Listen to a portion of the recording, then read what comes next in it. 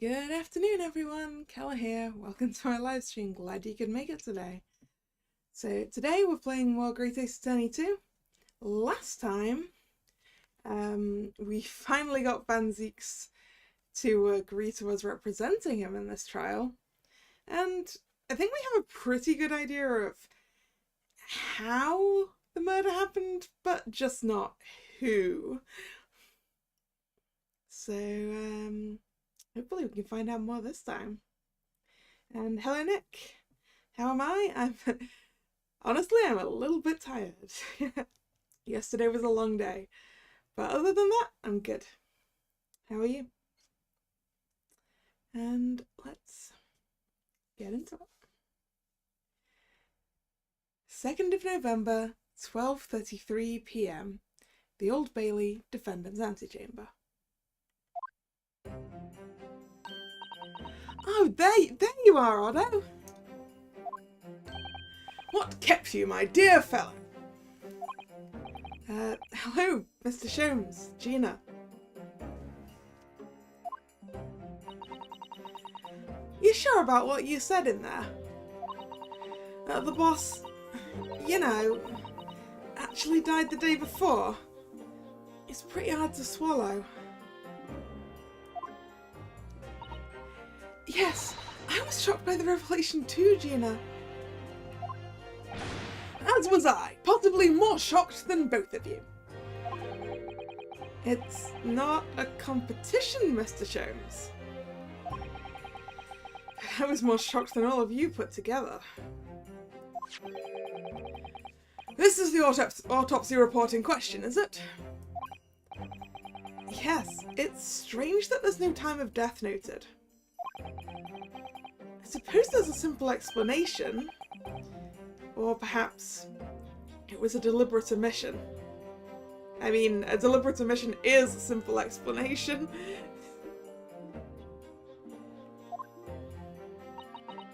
Oh dear, if it was deliberate, it puts me in mind of the last case we worked on, and Dr. Scythe.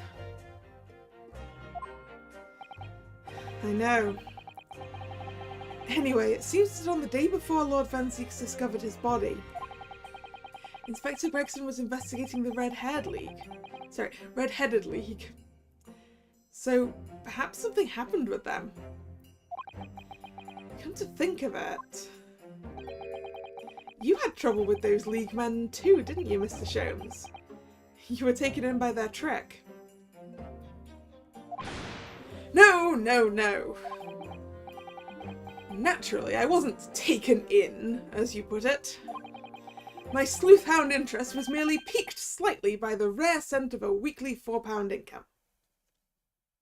So, you were taken in. And that scent masked the underlying scent of deception, I suppose. The two criminals in question are the pair we saw being arrested yesterday, aren't they? In Mr. Sholmes' suite, I mean. That's right, Suze. It was me what took him in. Thanks to a tip-off by a good law-abiding citizen.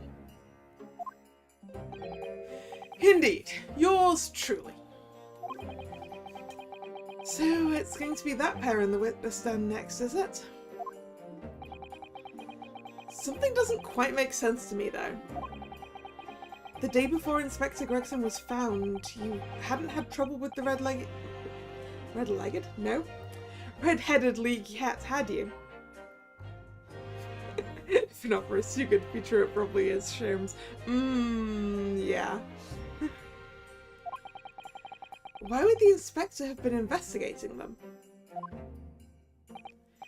Well, the likely explanation would be that he thought it was suspicious in a way that you didn't, Sholmes. That Gregson's own sleuth-hound interest was piqued by the rare scent of a weekly £4 income. No. Don't tar him with the same brush as you, Sholmes. Yes, well... Then there's the whole issue of Inspector Gregson being investigated by Lord Van Zieks for some reason. The Reaper, the Red-Headed League, Inspector Gregson, Lord Van Zeeks, and Kazuma. I feel as though he knew we'd arrive at this point somehow. Gosh, I think you're right. What's he really trying to achieve here today? All the answers will soon be revealed. Observe the time, my dear fellow. This recess will be over very shortly. Yes, you're right. Kazuma was determined that he should be the one to prosecute this trial. And he was determined that I should take the defense. Just what is it that he's hoping to make me see, I wonder? I get the feeling we're a long way from the end of this trial yet.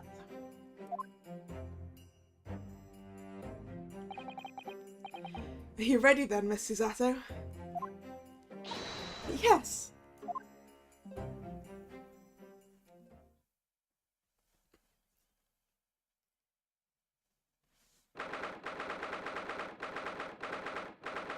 Second of November, 1 PM, the Old Bailey courtroom.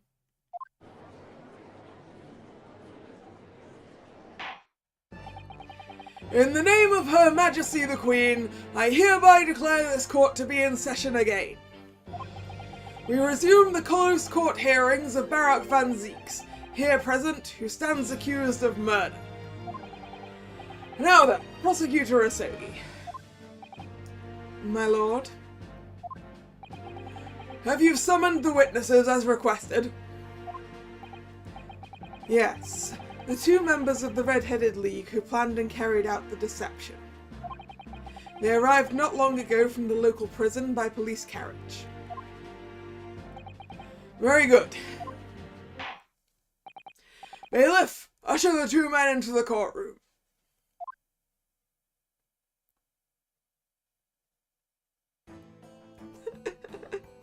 Having fun with that spaghetti? These two men are currently being held by the police on suspicion of attempted extortion. You may omit your occupations, but state your names now for the court.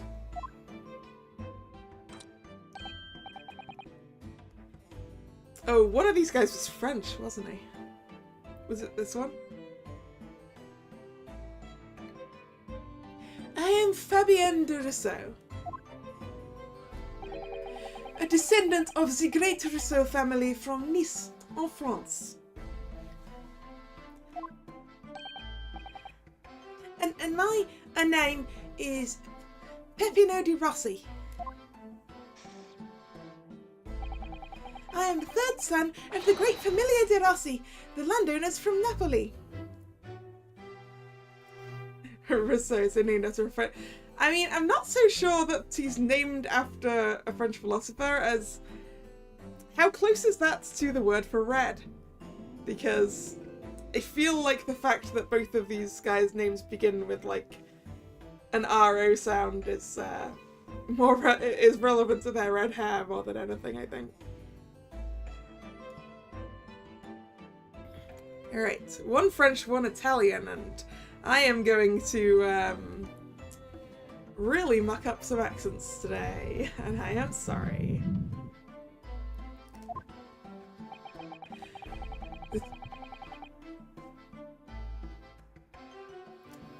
That is incredibly loud outside. I think my microphone's even actually picking some of this up. That is a lot of motorcycles! A lot of motorcycles for some reason, so I apologise for this constant noise.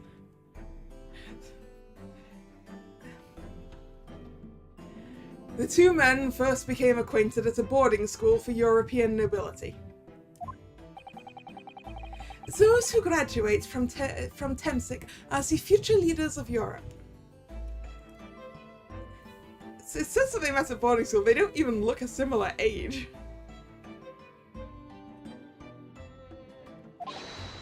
But do you have any idea how boring it is to be born with noble blood. Alors, I make it my mission to get the better of the world by employing the little grace.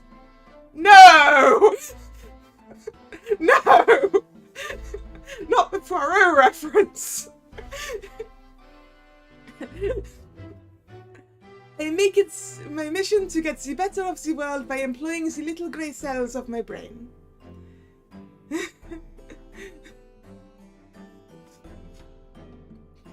Oh no.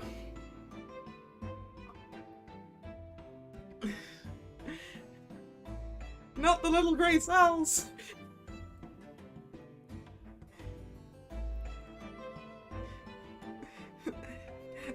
How could you do that? You're not even Belgian, Rousseau.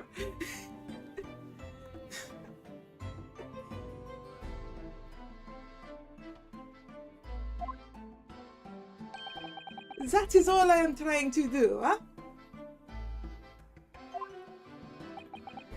So, that's the only reason for this whole grand deception you've been carrying out? Oui, you could say that. Not bad, eh? No, that's cockney. How do I do Mario again?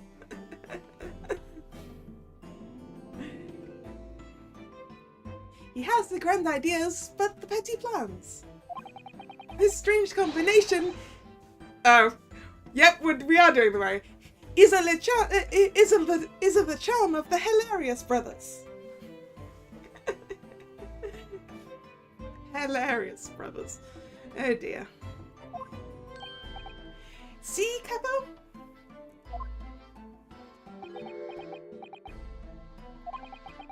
Listen to me, Peppino. I have two things to say to you. Eh? Che? Are you about to tell me one of your grandi anecdotes? Evviva! Firstly, I want you to stop calling me this Capo. And secondly, we are not the hilarious brothers. This is serious business. You want to see them dunked in water? Yeah, maybe they only dyed hair. Or maybe they just really hit it off at school because they were like the two people with red hair there or something. Che bello! There it is! The Capo's trumpa cards, the furrowed brow. It is deep, our Capo. The furrow and the meaning of your words. The court has been led to believe that under the banner of the Red-Headed League, you have conspired to swindle money from unsuspecting members of the public. Is this true? Oui, c'est ça. And what exactly was the nature of this deception by which you planned to defraud? Alors, I will explain it. No, Capo, leave it to me. As you see, we both have the vivid red hair, no? At school, we were teased for this without pity. The Capo here, he was many times behind the schoolhouse, crying like the Trevi fountain. Those dogs, one day the world will respect us redheads.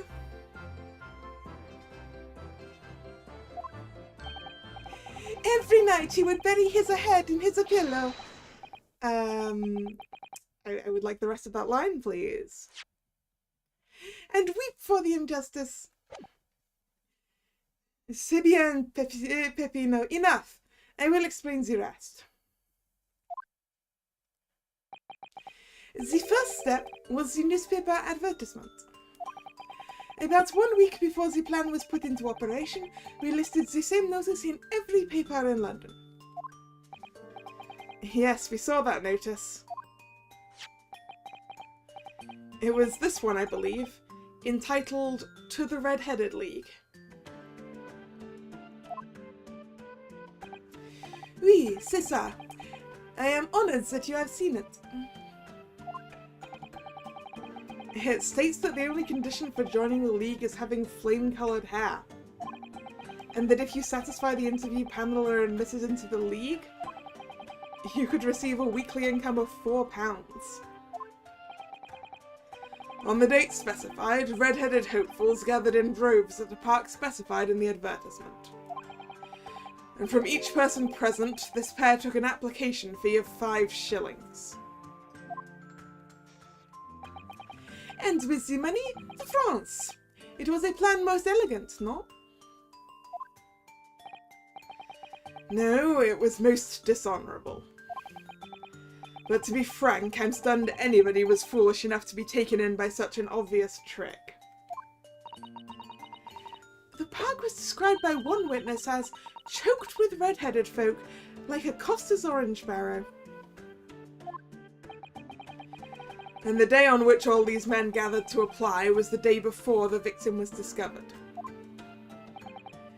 Crucially, these two men spoke face to face with every single person present that day. Oh, are you implying but by the fact that they did that they could not possibly have done the murder?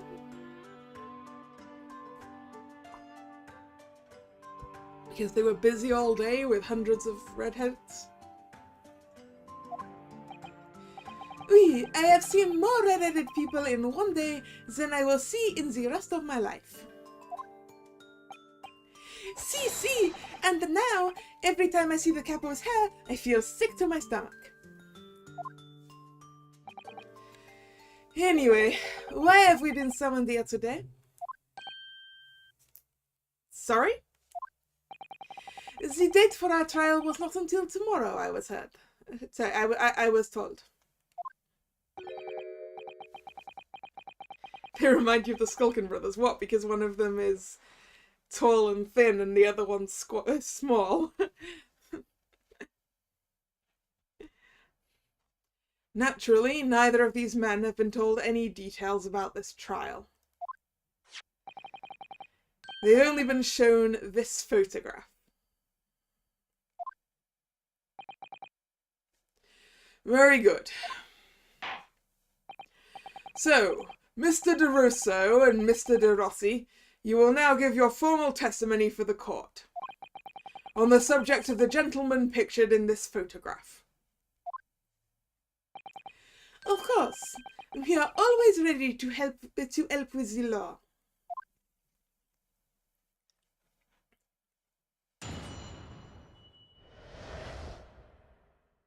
The man in the photograph. We had more than 1,000 red-headed people assemble in the park on Lime Street that day.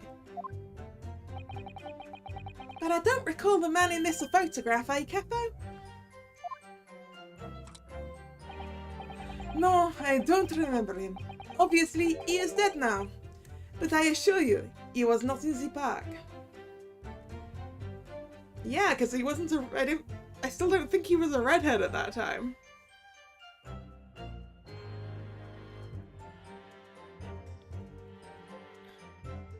I'm still pretty sure that wig was placed on top of his head after he was dead. Allora, this victim is nothing to do with us. You have a lot to answer for, Peppino. It is your fault that we got caught in the first place.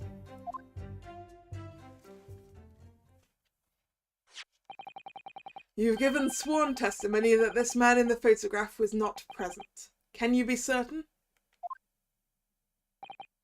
Oui, I am quite certain. We did not interview this man. Nobody looking like this came to the park. This I can promise. It must be noted that you have been arrested for a grand deception, however. Accordingly, this court has little confidence in your assurances. Why, with this attitude, we get nowhere. He's really a sulkin now. This confidential document was obtained directly from Scotland Yard. It records an entry from the inspector's private diary dated the day before the incident.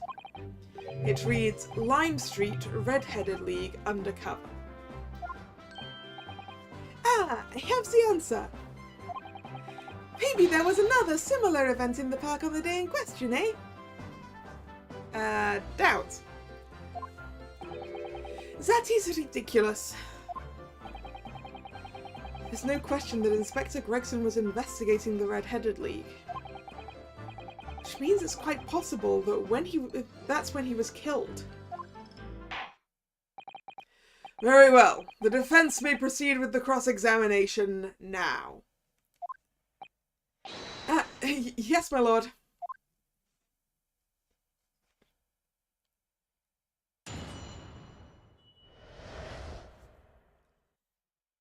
The man in the photograph. Anyway, press all the things. 1,000 people? That's a very big crowd. It was quite a spectacle. Redheads had come from all over the capital. See, the capo here, he has the magnetismo animale. Nobody else could attract so many people. If I could be born again, I would be the capo. All those people wanted was the money, Peppino. The £4 per week. Are you suggesting that you spoke personally with all 1,000 applicants? Oui, that we did. Because every one of them paid us 5 shillings. We take their names and we take their money and we take their addresses as well. Then I tell them we take some days to let them know by a post. E finito. Maybe 2 minuti a person. 2 minutes a person. Times 1,000. 2,000 minutes. I can't do the maths.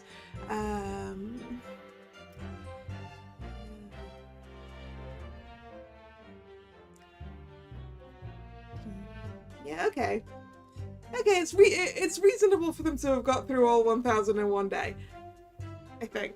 If I'm doing the maths right. It's a little over 15 hours.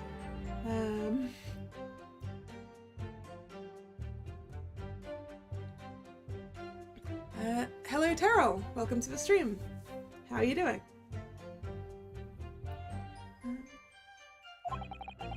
We start early in the morning and we stop late in the night. So, you earned 5,000 shillings in one day? That's a small fortune. Who would have thought there were 1,000 such gullible redheads in London to start with? Yeah, well, not all of them were natural redheads, were they? One of whom was a great detective with chemically altered hair.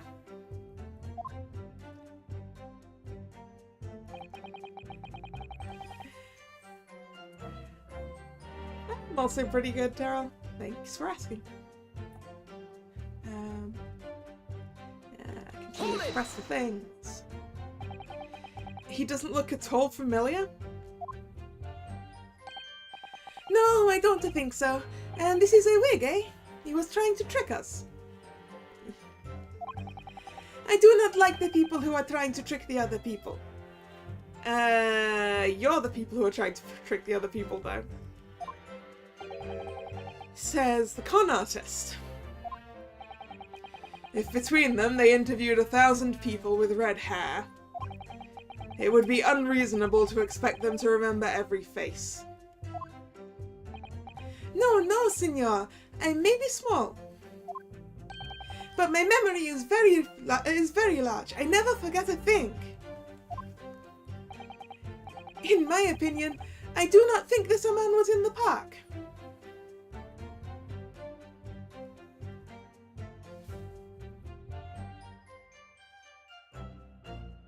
Is the stream doing okay? My preview's doing a little bit of lagging.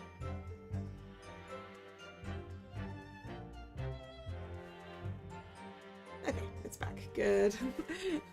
I'm a little worried because my internet's been playing up today and yesterday, so just wanting to check. But he's not going to give the court a definite, it seems. Hey, Capo, you didn't see a man like this, huh?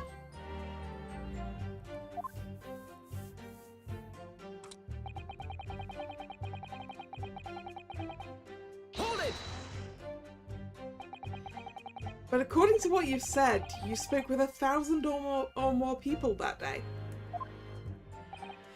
Oui, that's true. My eyes were burning by the end of the day. Surely then you can't remember every single face. How are you so certain that this particular man wasn't present? Normally the red hair is very distinctive, eh? But not when you have 1,000 redheads crowding around. Then it's just an eyesore. But if there was some other information you could give us, maybe then we would recall. That is not the line, Peppino. Remember, we do not remember him. We are sure of that fact, huh?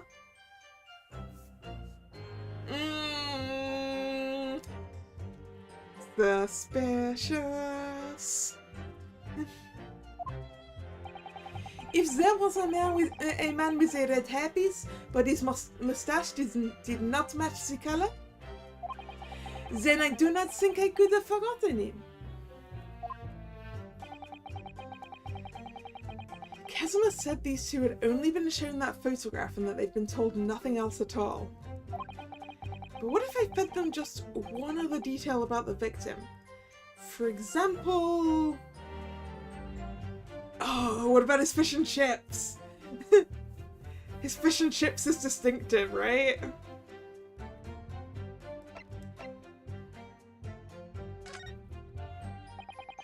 I can certainly appreciate that just knowing the man had red hair wouldn't help you remember in this situation. But what if I told you that the man was always munching on a packet of fish and chips? Do you remember a man who was eating incessantly? Not really. I was looking only at the heads of the applicants. I wouldn't have noticed the fish and chips any more than the caviar and smoked salmon. But maybe your friend over there who's incessantly eating spaghetti might remember a man who was incessantly eating fish and chips. Ora spaghetti! Me, I love the spaghetti! Really? I had no idea. Tell them again what you said before, Peppino. Si, Capo, si! I say it again and again.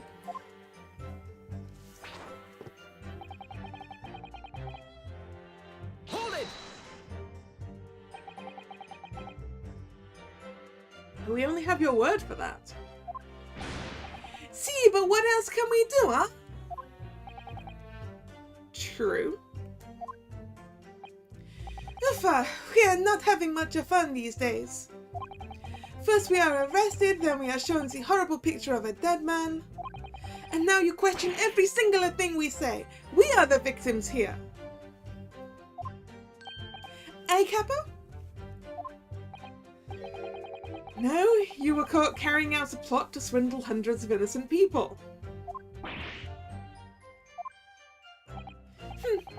You had to bring that up, eh?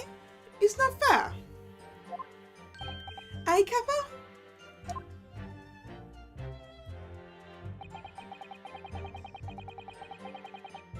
Hold it! What do you mean by that? Cavolo, you promised not to say. Eh, Capo? After we had taken all the money that day, we should have left the country. That was my plan. I left the purchasing of the tickets for the ferry to Dunkirk to my companion here. But he bought them for the wrong day. Oops. See, but it is an easy mistake to make, huh? The 1st, the 31st. Oof, I have no sympathy for you. We were all day late for the boat because of your stupidity. Oh wait, he booked them for the he booked them for which day?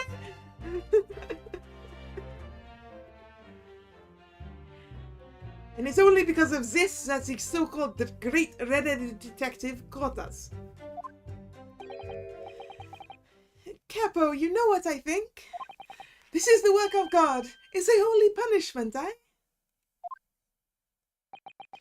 Peppino, for the last time. This is not holy punishment. This is only your fault.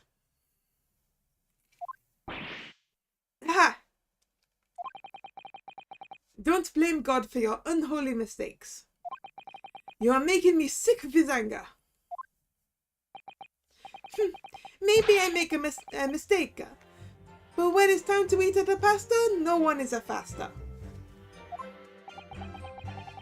And I've seen the evidence.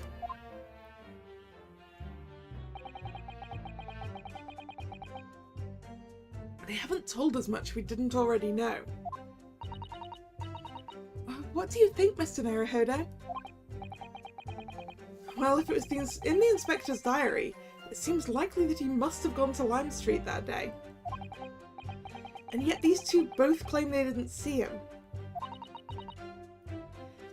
I have to say, they don't appear to be telling lies. Well, they are experts in deception, don't forget. Sounding plausible is their speciality. They may be lying simply to avoid being implicated in this case as well. Surely if they were truly experts in deception, they wouldn't have been caught. Well, yes, you do have a point there. It seems to me like we need more information. Definitely. Okay, I think we want something other than the fish and chips angle. So which one was that one anyway? I think it was this one? I think. Let's just check that. Yeah, I think it was this one. Hold it! Let's give them a little bit some other information, I guess.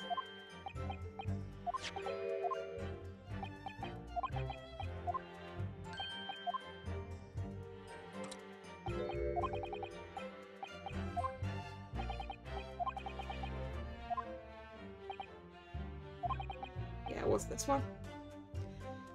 So, his profession or his name? I kind of feel like if he was undercover, he'd have given them a false name, even if they did interview him. But actually, I doubt they would have given him... I doubt he'd have given them his real profession either.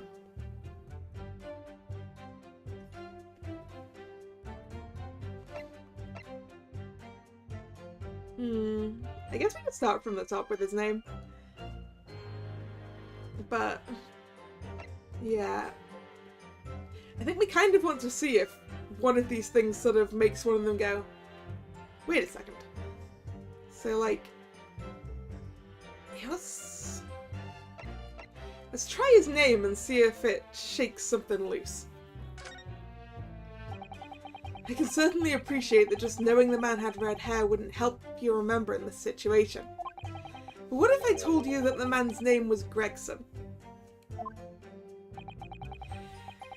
The man in the photograph is a Monsieur Gregson? Yes. Names, they are boring. I did not listen to any of them. Oh. It was not a real interview, huh? It was just for a show. Why would I remember the names? That's right, this changes nothing. The man in the photograph was not there. as we have already said. I see. It seems there's little to be gained from pursuing this point further. Tell them again what you said before, Peppino. Si, Capo, si, I say it again and again. But let's go with his profession then. Let's tell them he was a cop. See if that makes them nervous.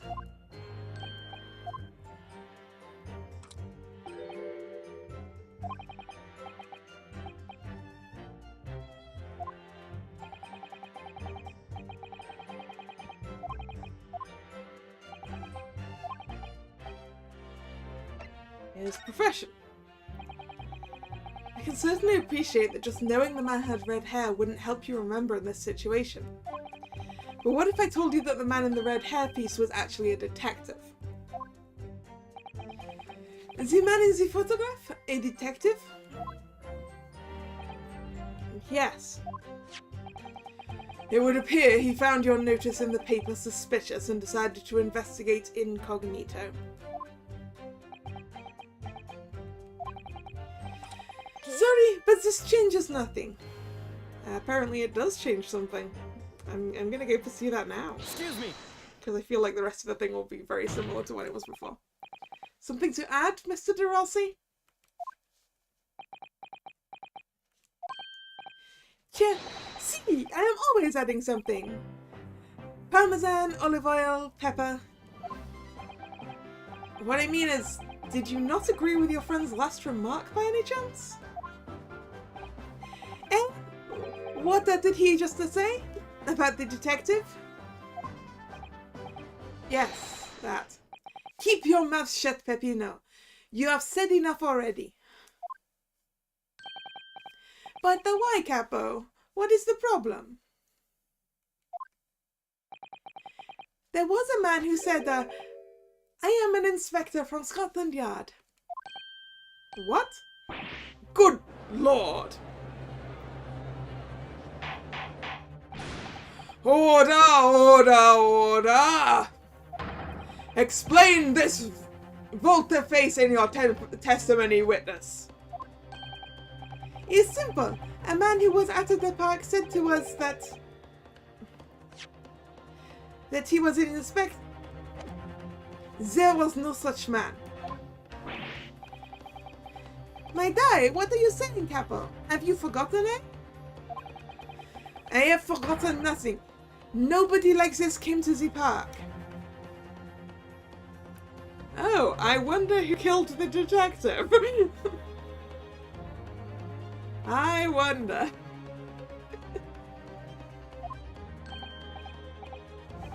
Basta, Capo, basta. You beat me at many things, but not two. The memory and the meals. Like I said, when it's time to eat the pasta, no one is a faster. But you are inferior to me in every other way, so shut up. Objection. I object to you shutting up the witness. Thump.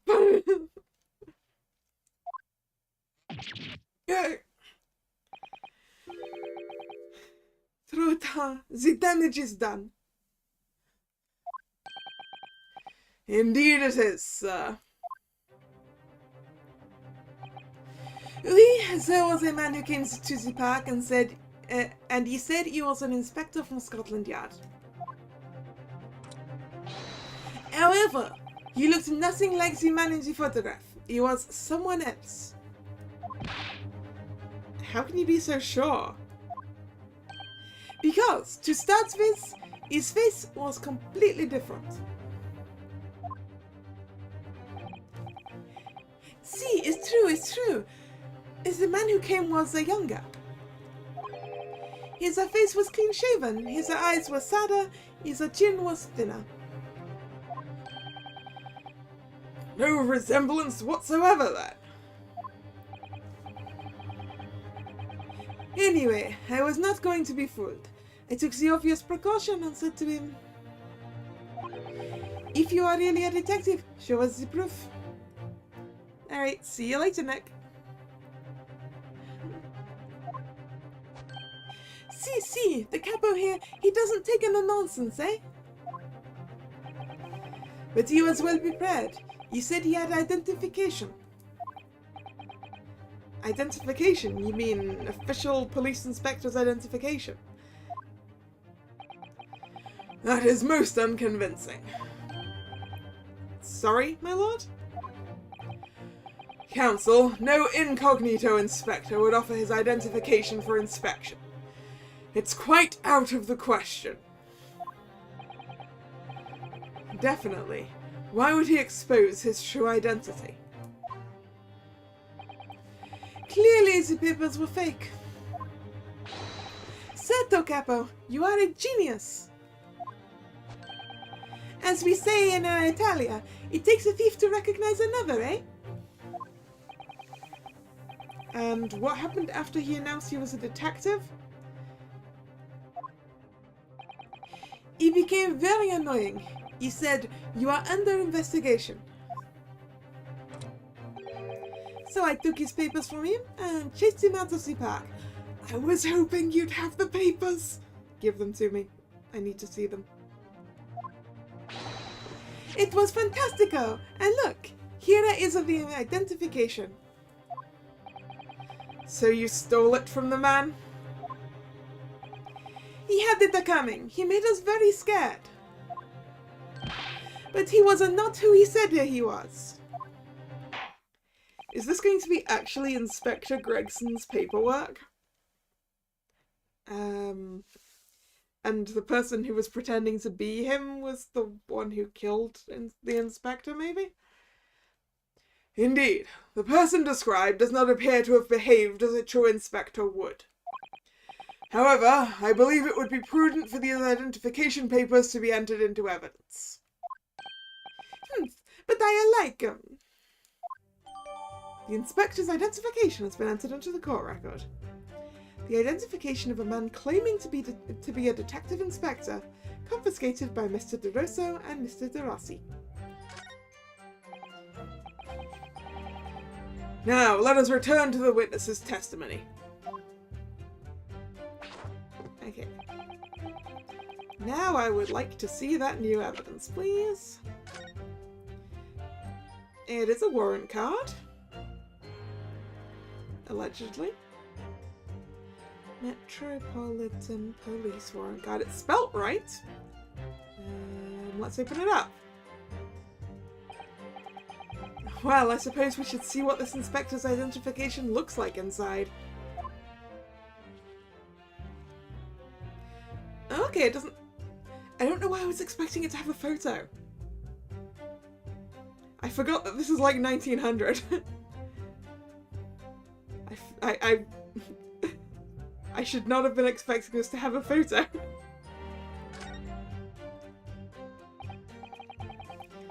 Yes, it definitely looks fake, doesn't it? Out of interest, what name is given?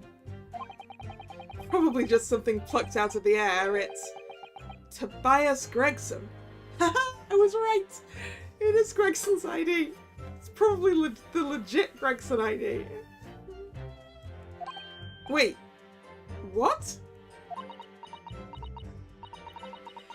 This Scotland Yard insignia looks genuine to me. But how? And the department and identification number details are all correct as well. Since when have you known those? Do you mean to say... I know it seems incredible, but yes. I think this is a genuine identification book issued by Scotland Yard. But that's unbelievable. This is the real thing after all? The details of the inspector's identification have been updated in the court record. Inspector Gregson's police identification is the official warrant card issued to him by Scotland Yard. Okay, it's legit Gregson's ID. Which means that their fake inspector is probably a killer.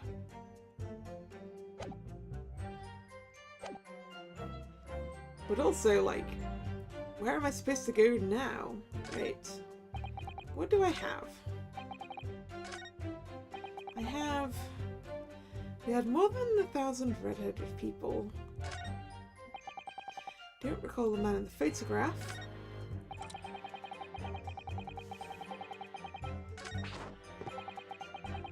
This victim is nothing to do with us. And the thing about it being Peppino's fault.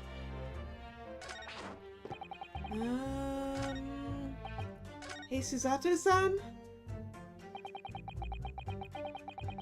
They haven't told us much we didn't already know. What do you think, Mr. Naruhodo?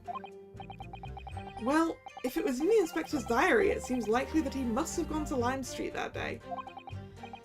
And yet these two both claim they didn't see him. I have to say, they don't appear... Okay, this is exactly the same lines as last time. We need more information. How do we get more information?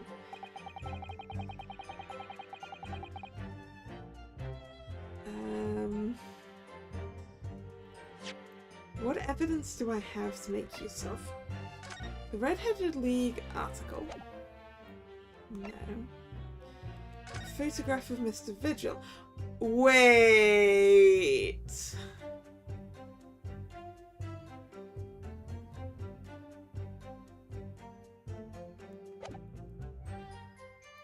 What did they say about the inspector guy?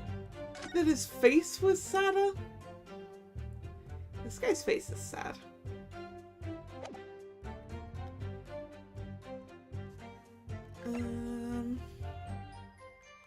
A letter of introduction, which is written on the back of the ticket. Dismissal notice for Mr. Vigil. Aiding and abetting escape. Oh wait, there was one other thing. Okay. Framed photograph. Yeah, I entirely forgot about Mr. Vigil.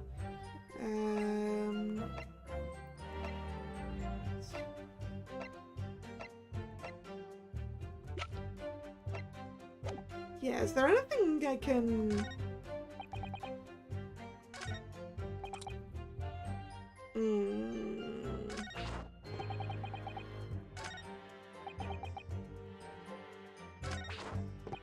Wait, what if I go all the way through the thing about the, Hold it! about the inspector rather than just,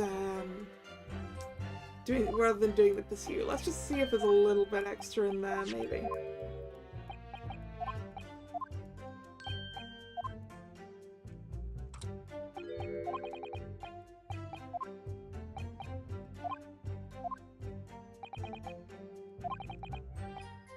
Right, so let's go back through this bit for a second.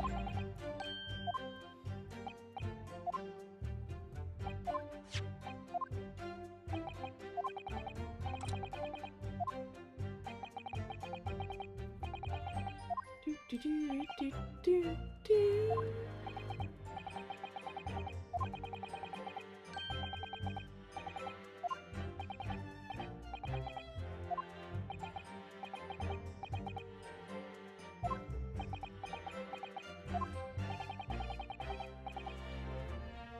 Oh wait, we didn't get the same... Wait, did I just went straight past the thing, didn't I?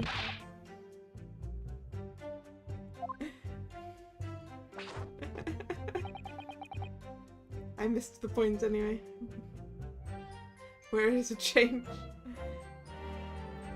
It looks like we don't get the description of the guy. Okay, let's fix it. Has nothing to do with this.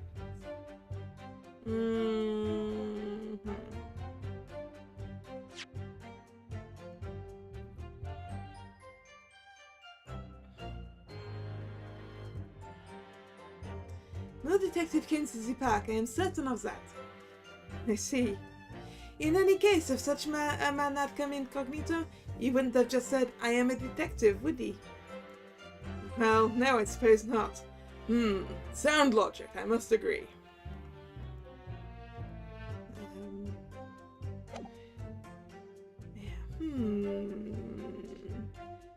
Feel like we need to bring the picture of the other guy into it somehow, but I'm not sure how. You know?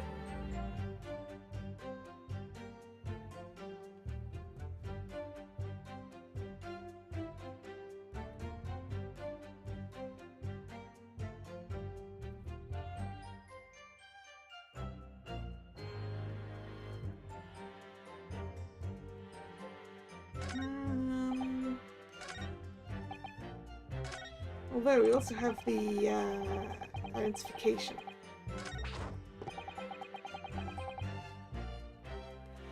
I mean, this ID that they stole does tie the victim to them. So what about here? Objection. I wonder if I could ask you to examine this identification book very closely. Miss Lestrade. Why, Miss Lestrade? What is your intention here, counsel? Is this really a fake, or is it genuine? That's the question, which we can't answer ourselves. Objection.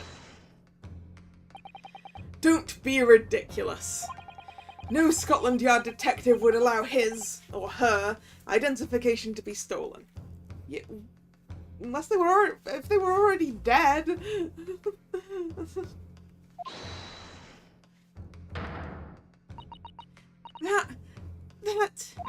That is the boss's. No question about it. It can't be. As I suspected. The undercover detective who attended the Red-Headed League's enrollment on the day in question was the real Inspector Gregson carrying out an incognito investigation. I'm still not sure it was quite the real, it was quite the actual dude, I don't know. Zoothalos! I mean, I still think it was the killer, pretending to be him. Order! Order! But if the boss had his identification stolen, he would have reported it straight away. I mean, he was always on at me about it. If you lose something, report it at once, he'd say. Could it be then that the inspector was physically unable to report it? Physically? Hey, what are you saying? Unable to? You're not suggesting. Yes, it's quite possible that he was killed before he had the chance to report his identification stolen. No.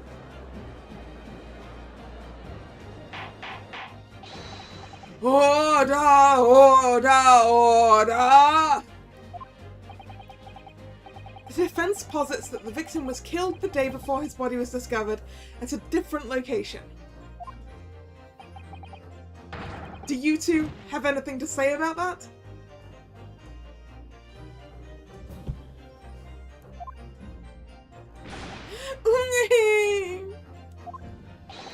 I know nothing. I done nothing.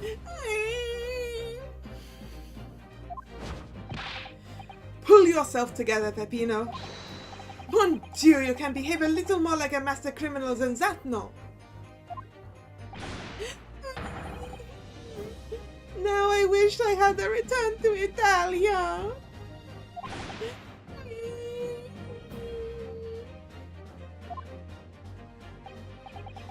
Stop crying, Peppino, please. Otherwise Lummy, stop your whining and start talking. Well, I believe the court will need to hear your story in considerably greater detail. I know nothing.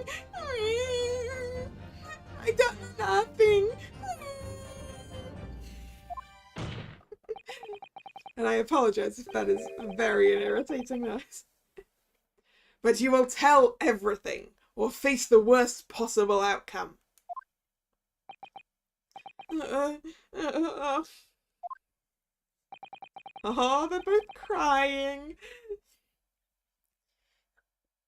You will dry your eyes and testify again. About these identification papers and the precise circumstances under which you came by them.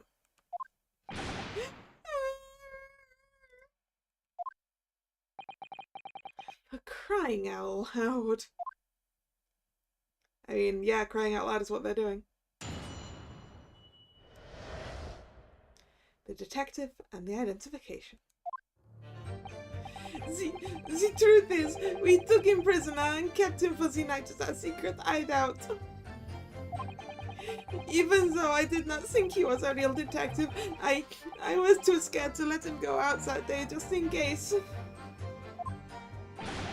We took the man's identification from him and shut him in the room next to ours.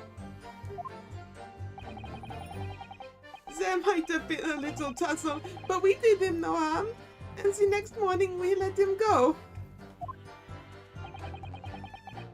Spent the night in a nice room. It was nothing like prison, really.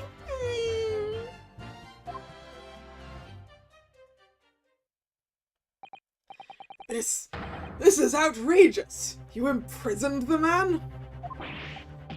But no, see, no! It was not like a prison. He was a very comfortable and a calm and a happy. Aye, Capo?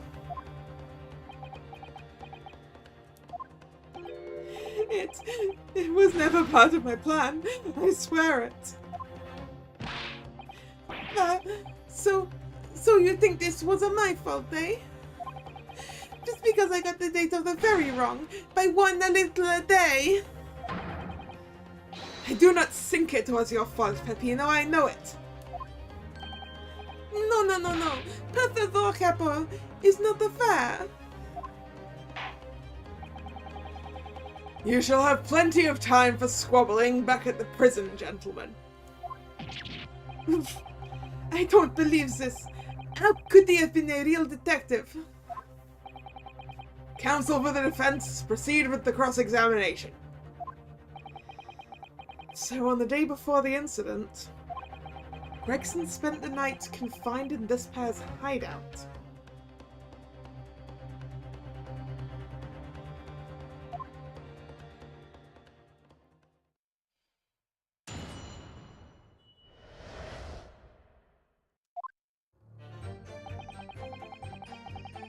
Alright. Hold it! Do you realize what you're saying? You have to believe me, I never intended for that to happen. And I'm sure the detective did not intend it either. Do you think? But there was nothing else I could do. Nothing else. This wasn't the first crime for the capo. He was at the end of his wits.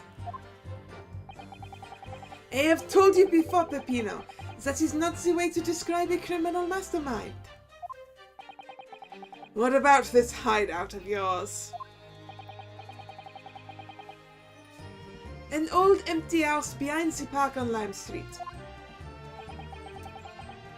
We rented the place for 2 days. It was an inspired idea by the capo here. An impulsive idea, I would say. No, not impulsive, inspired. Hey, capo. What am I supposed to say to that, Peppino? And it was in the house described that you can find Inspector Gregson, was it? Oui. But you have to remember, I was under the impression that he was a pretender, not a real inspector. doesn't quite add up, though. If you didn't think the man was a real inspector, there would have been no reason to take him prisoner, would there? No, you are right, but we couldn't be completely certain.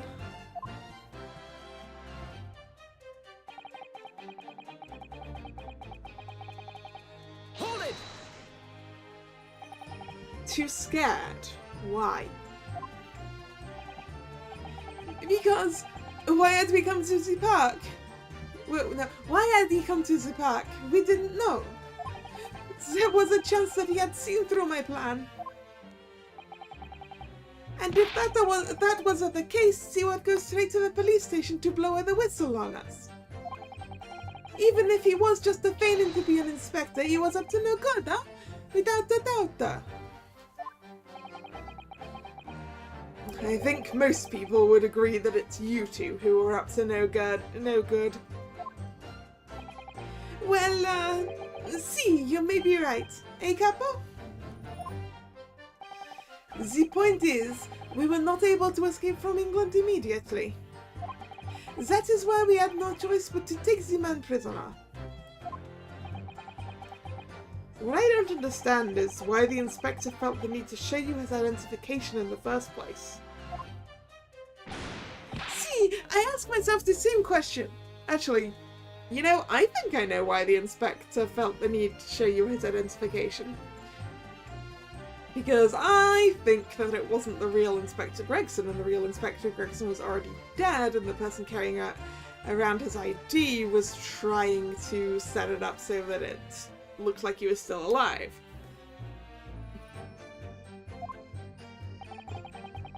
We were writing down the names and addresses of all the people who we took 5 shillings from that day. I have forgotten what name he said, but the address, it startled me. See, address, Scotland Yard Homicide Division, he said. What? He probably did not like your face, Peppino. Anyway, I was not rude, I just politely asked him why he had said it. And that's when he started to say he was an inspector. Not long afterwards, he took out his identification. What was Inspector Gregson playing at? Tell the court what happened next. You took him back to your hideout, you say? See, we did. Hold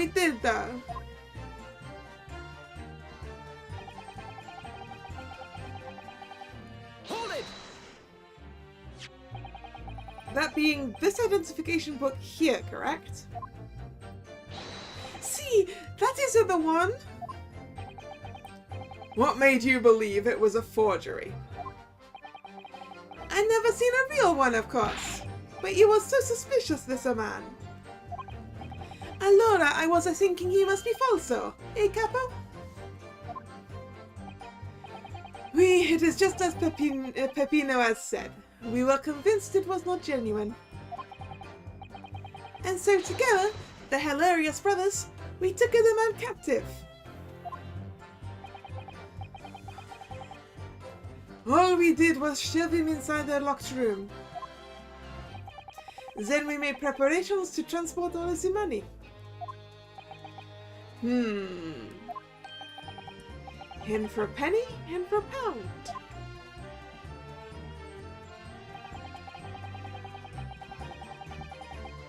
Hold it! What do you mean by a little tussle exactly? Both, it was nothing, just a minor incident. The falso inspector, he was a real piece of the work. Eh, Capo? What happened? Oh, it was a disaster. We give him a nice room, and what does he do, huh? In the middle of the night, he tries to escape through the ventilatore. Can you blame him? We chased him, bien sûr, and we caught him again. Can you blame us? Wait, you didn't shoot the man in your haste, did you? Zoot! Who do you think we are? Of course not! I simply got hold of him again and took him back to the room. I do want to chase that, but I also want to find out the rest of the sentence. There was really nothing more to it than that. And the following morning you let him go, you say? Correct, and it was an amicable parting. There was no trouble. See, we shake the hands and we say, let's do it again, now. Not a whiff of perjury here.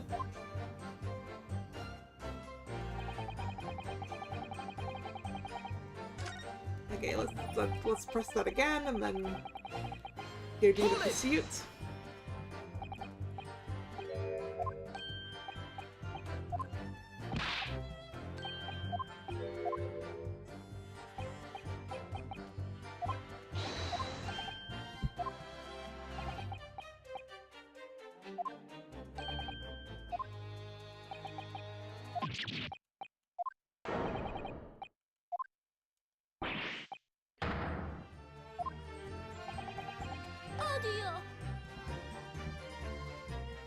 Excuse me. Mr. De Rossi, is something wrong? Me? Something Mr. De Rosso just said seems to make you, well, it seemed to make you act even more strangely than usual. What was that all about? Cavolo, at times like this you don't want to have the capo after you, believe me. And I speak of from personal experience. Personal experience? That is enough, Peppino. There is no need to say more. The truth is, the night before we put the Red-Headed League plan into action, I was scared. It was not the fault of the capo, but I tried to run away. It's a shame you didn't manage it. But the capo here, he came after me like a turbine, huh? And he dragged me back to the house, kicking and screaming. I still have the bruises to prove it, eh, Kappa? Bruises, you say? Ah, you want to see, huh? You want to see my fantastical bruises? Oh, he looks like he's been strangled. He looks like he's been strangled. Who have we seen that looks like he was strangled? This guy. This guy looks like he'd been strangled.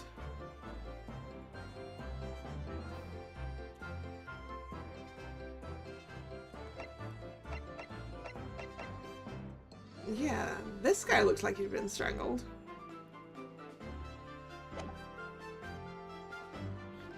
So I think we know who the inspector was. That's enough now, Peppino. No one wants to look at any part of you. What does he do, huh? I show you or I don't. I show you or I don't. You do. Now. Allora, if everyone wants to see, then I do it. Eccolo, you see?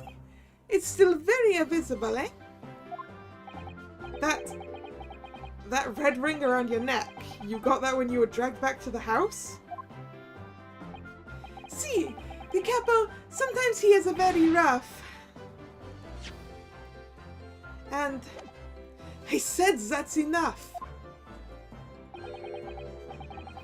Peppino's neck is nothing to do with what we were talking about here. You have my word. Actually, it's everything to do with it.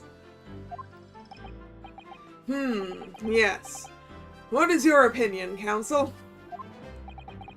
About this red ring around Mr. De Rossi's neck? I wonder, does it matter? It's important.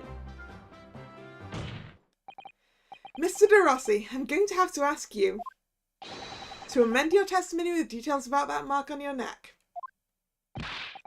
Aye, Capo, you see? Everyone is interested in what I say, huh? Very well. You will amend your testimony as requested, Mr. De Rossi. See, if you really wanted to know. He tried to escape, but the Capo put the collar on him and dragged him back. Just like what he did to me, see? Hold it! Are you saying that red mark was caused by... See, a big collar made from a leather. A leather collar? Is this true, Mr. De Rosa?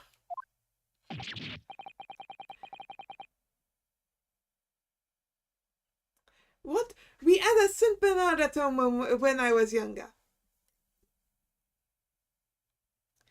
Wasn't a big collar with blood on it an important thing to another case? We don't have it here, do we? It was the Hound of the Baskervilles. It is a souvenir from that time with a very strong chain. A strong chain. And you put that around your friend's neck? I'm sorry, I was so angry that he was leaving me alone. You did not have to tie the chain to the leg of the bed, though, huh? I would not have tried to run again. You didn't do that to Inspector Gregson as well, did you? Treat the people equal, is the Capo here's motto, eh? It's starting to sound a lot more like a prison all of a sudden. The Capo is a tough, but the Capo is a rough.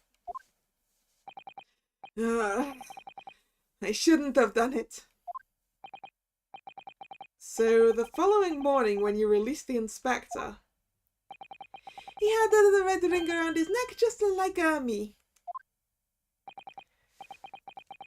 Peppino, s'il vous plaît, leave it now. Now you know, huh? The Capo here, you don't want to tangle with him, eh? But for the inspector, he's not so bad. And I'm gonna press this one before I go back to that other one and point out that the dead body doesn't have strangulation marks. Hold it! You took away the man's freedom. However comfortable you make it sound, you were still holding him prisoner. If you say that, then I say this. There is something that takes away our freedom too. The lack of money. I thought you were all related to nobility. Why? How come you don't have money?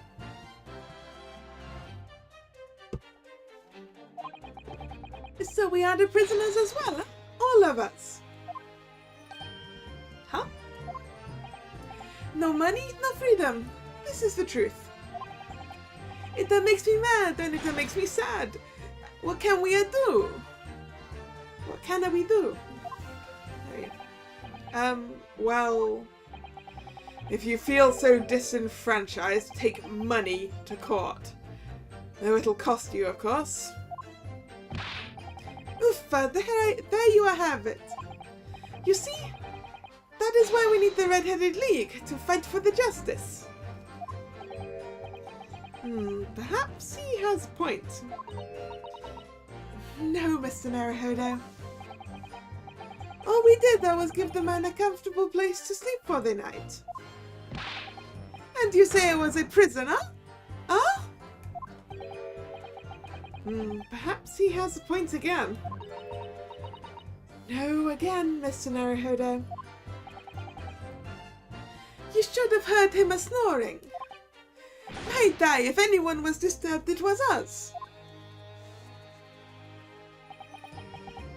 Not much to go on, really. Their testimony does make me wonder, you know.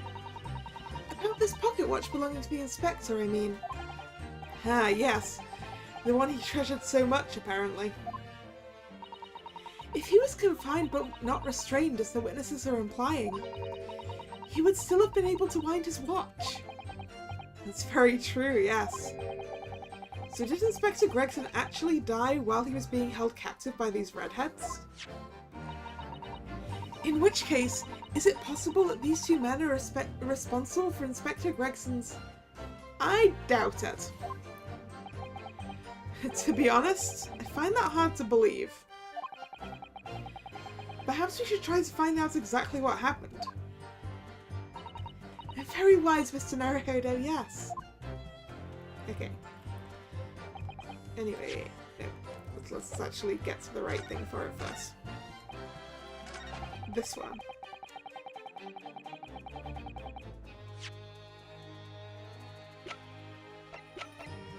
Let's just have a quick look at this. Yeah, I think you'd have been able to see the collar mark.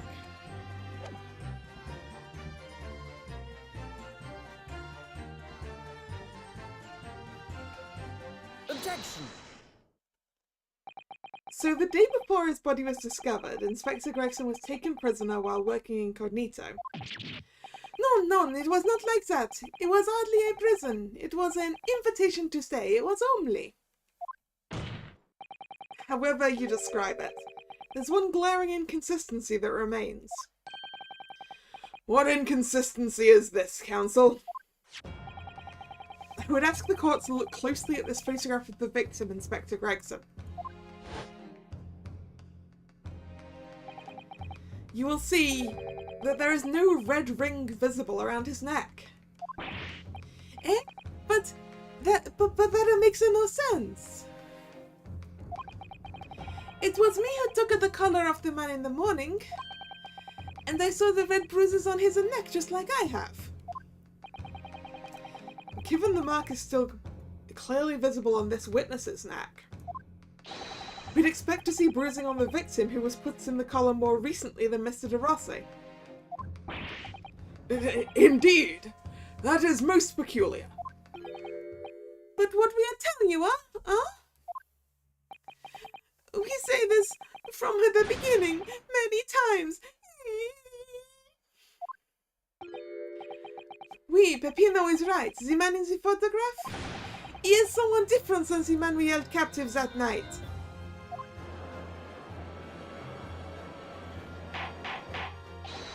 Order, order, order! It would appear, then, that on the night before the incident, the man who visited the park on Lime Street posing as an incognito inspector was not Inspector Gregson at all. Objection! If that's true, however, how do you explain the inspector's identification? Because the person posing as him had already stolen it from him and also probably killed him already. This is a genuine identification book issued by Scotland Yard. It's inconceivable that someone could have stolen such an important item from the inspector. The prosecution made that assertion itself. And we also know that the inspector had made a note about the Red-Headed League in his diary for that day. Which surely means that we can't divorce the two events completely. The inconsistency noted by the defense is most troubling. If it were the real Inspector Gregson whom these two red-headed gentlemen encountered, the fact that no bruising can be seen around his neck defies explanation. But equally, if they actually encountered an imposter, how did that person come to be in possession of the real inspector's identification? Does the defense have some plausible explanation, counsel? I do. This whole thing defies explanation. It doesn't. I have an explanation. It is for precisely these occasions that we keep meticulous notes in the court record, Mr. Naruhodo. Because those are facts, and the facts cannot lie. No, the facts can't lie. Even when they point to something so incredible it's almost unbelievable. Well, my lord, the true identity of the person who turned up in the park for the Red-Headed League's enrollment is revealed by information in the court record, I believe. Good gracious! Very tantalizing, Mr. Naruhodo.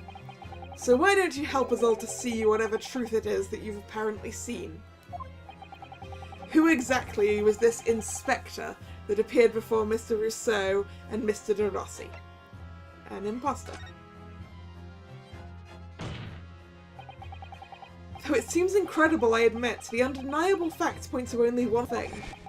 Since no bruising could be seen on the victim's neck, the person who these two red-headed men took prisoner that day cannot have been Inspector Gregson. In other words, your whole argument up until now has been a waste of time.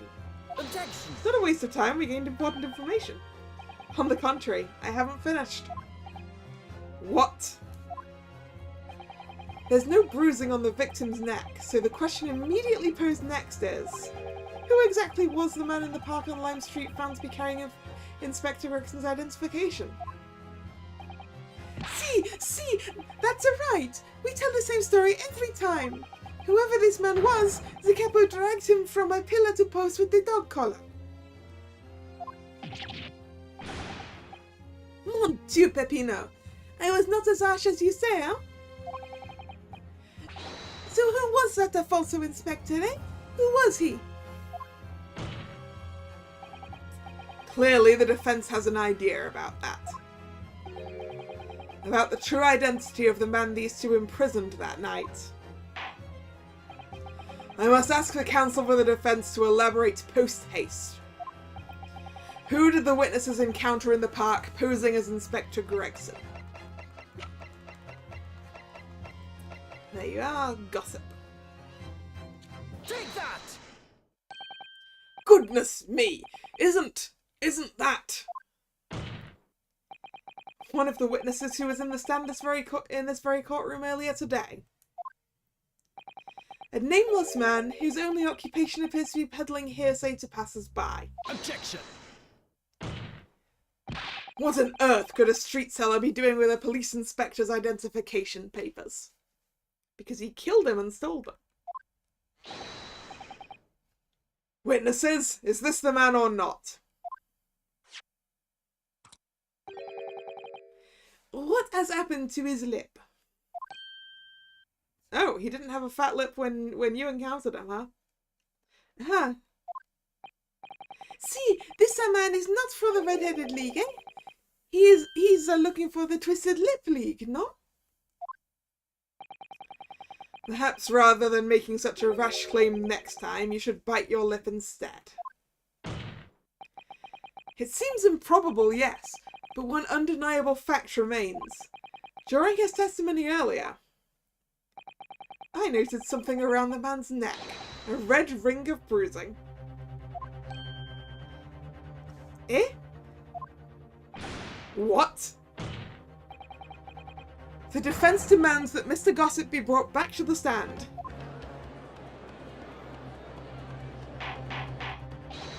Order! Order! Bailiff!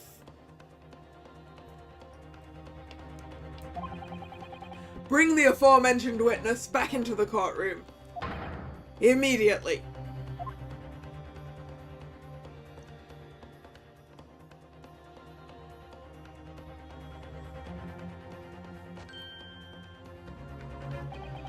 Well, I never. An undeniable ring of bruising indeed. And identical to that of the witness beside him. Now what's going on here, eh? I've always had this, me. It's a birthmark, innit? A birthmark, you say? I assume the reason you've been recalled to the stand has been explained to you. Something about an inspector again. But I'm telling you, you got it all wrong as usual. You're denying all knowledge of it? Well, of course I am. Are you trying to kill me with all this nonsense, eh? Well, at least you'll have more stories to peddle back on Fresno Street, won't you?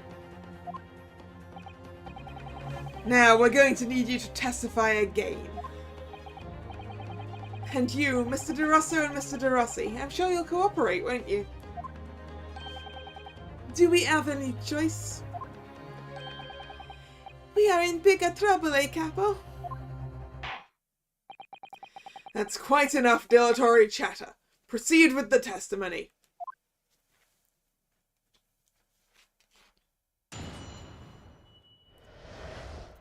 The inspector and the identification revisited. The man who claimed to be an inspector that day was definitely not this man. Is right, see? You think we would forget these grand lips, huh? I never leave Fresno Street, alright? I've no interest in any red-headed league. I'm all alone in the world, me. I've no kinfolk or nothing. Why would I be involved in something like that? Just look at me, eh? Does it look like I could carry off a disguise with my face like this?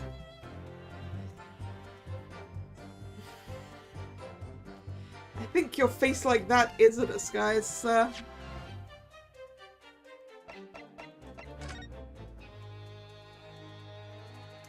Okay, maybe it isn't this guy.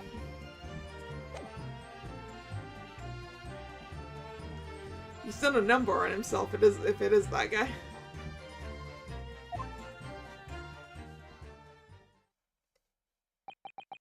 It would certainly appear that we have the wrong man.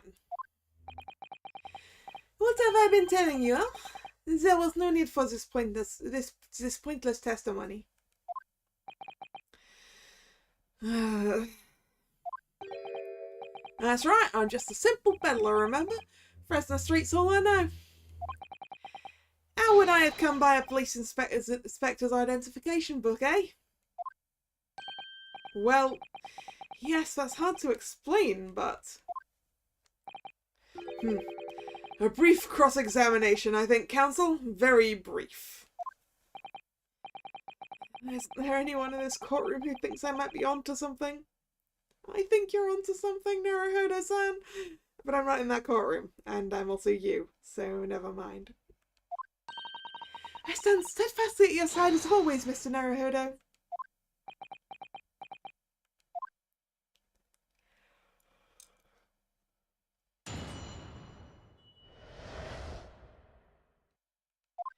Alright, time to press the things. Hold it! So you say, but how can you be quite so certain? There is no need to hurt your hands on the desk, monsieur. Surely the reason is obvious now. Because I have never before seen lips like this. Nevertheless, there's a clear red mark around Mr. Gossip's neck. And it looks very much like that left behind on the neck of your colleague by your prized collar. Mon Dieu, with your words it is like you are trying to wring my neck. It does look very much like my neck though, eh? No, this is a birthmark, lad. The biggest lips in London and a neck to die for. Aye, they broke the mould when they made me. For the first time in my life, I feel lucky to have been born with red hair. And I thought being Japanese made you stand out in London. So you maintain that you've never seen this man before? Oui, c'est ça. I swear to it by the flames of my hair. So fierce pride has outgrown the frustration with your hair now, has it?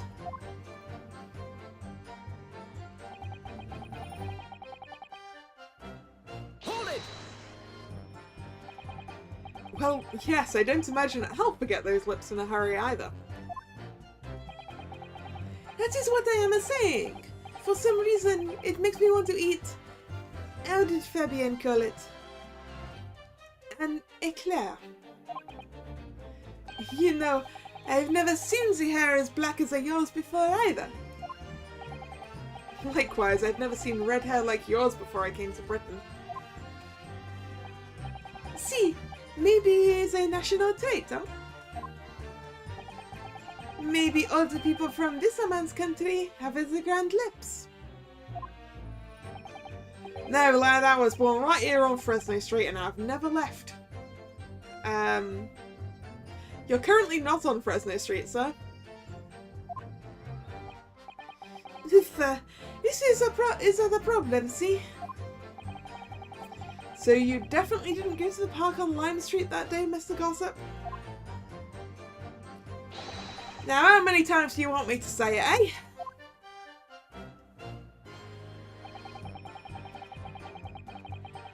Hold it! So, you'd heard of the Red-Headed League, had you? Yeah, don't get a name like Gossip for nothing, eh? It's my business to know what's going off in town. I sold that tasty tidbit to a fair few redheads that came past me. Yes, between us, I even got sandwich to cough up for it. Well, he does have a very red nose if that counts. Who knows? But as you can see, my own hair's not got a hint of red in it. And in any case, Fresno Street's my patch. You won't catch me out sidling off to some other part of town. No sir, not likely. It looks like I've got a pursuit to do, but I'll come back to it in a sec. I see. As it happens, after I sold Sandwich that little tidbit about the Red-Headed League, he went and got himself some red paint from somewhere, God only knows where, mind. But just between us, he didn't have the gumption to dunk his head in it.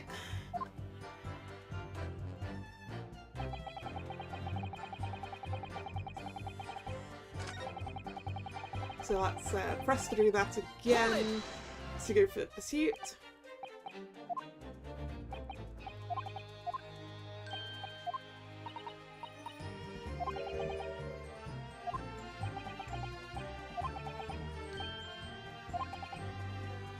Is that so?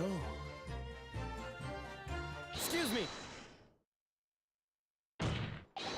Mr. DeRusso. Yeah. Oui? Can I help you? Did Mr. Gossip's words just now lead you to remember something relevant, perhaps?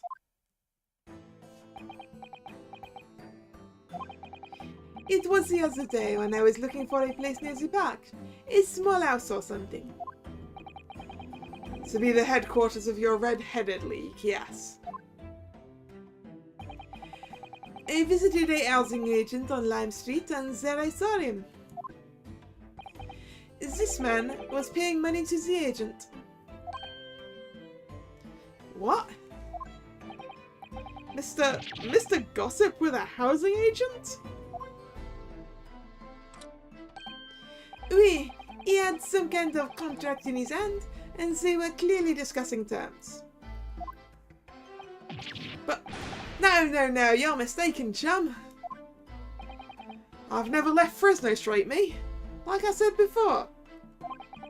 You've mistaken me for someone else. Someone with the same face. No, the capo is right. I remember it too. He was paying the man with us banknotes. With notes? But like I said, that wasn't me. I was curious why this man with the dirty clothes had so much money. So I looked at the name on the papers. And what name was written, Mr. Gossip? No, this man, he lies. He tells you that he has no name. But in fact his name is Hugh Boone, huh? He's better than Mr. Gossip, I think, see? We heard the name Hugh Boone at some other point today, didn't we? Is it on something?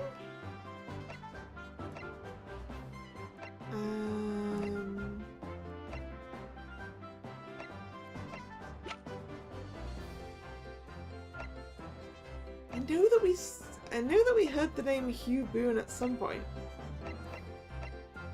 I guess it's not in here.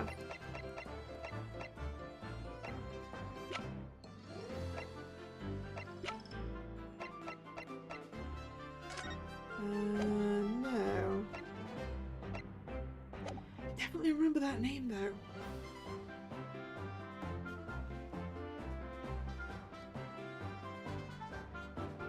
Oh, wait, was it the name in the inspector's diary of who he was supposed to meet at the place? No! I'm a peddler of tidbits of information, like I said, on Fresno Street, and that's that. I don't much like folk talking about my personal life. Indeed. And it is not the intention of the court to invade the privacy of witnesses. Very well, I shall respect your wishes, sir. The aforementioned name shall be redacted from all court records of this trial, assuming no objections. I object. Objection! I'm sorry, my lord, but the defence does object. Because the name just mentioned has a very deep significance to this case. Good gracious! Do you similarly object, Prosecutor Osogi? As it happens, my lord, that particular name has already been mentioned during today's proceedings. Well, I never! In what capacity? Hugh Boone. The name of the leaseholder of the room. Oh, that was it, the leaseholder of the room. Let me put this very simply. The victim's body was discovered in your rented room.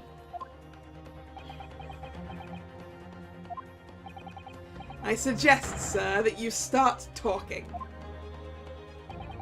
Well, alright. I suppose that might be the case, eh?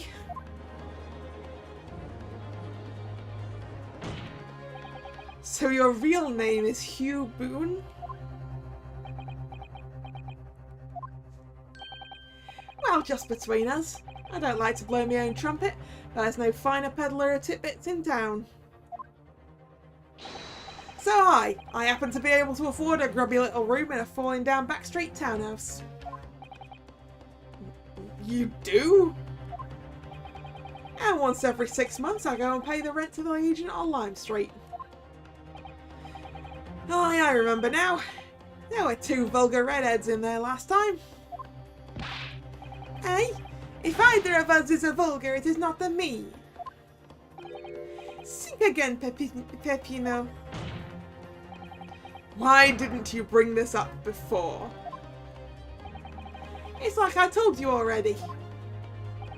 I don't like talking about my personal life. I'm a tidbit peddler as far as everyone else is concerned. No fuss. You will update your testimony to include this most surprising revelation, Mr. Boone. If I must. So the leaseholder Scotland Yard has been looking for since the body was discovered has been here under our noses all along. I'm just gonna go take a quick water break and I will be back.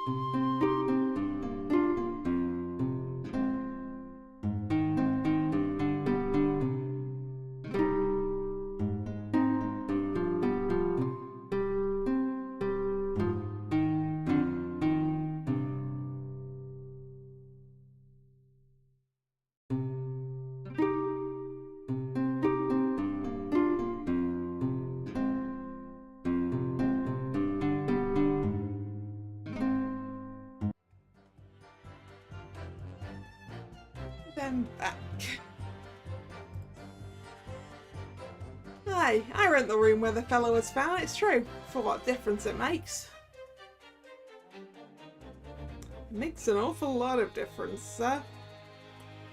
Hold it! So, you live in that room presumably, do you? No, I don't live there. What do you think? There's no bed, is there? Just a desk. Then, why would you want to rent it? Exactly. Well, I don't think I should have to say, really. And then how about the notice board in there? Which was covered from top to bottom in confidential documents only the police should have had access to. Nah, that board's not mine. The inspector must have brought it along. It's only the other bits and bobs that belong to me. The desk and the chair and that. People don't generally carry enormous notice boards around with them. The real question is, why was Inspector Gregson killed there in your room?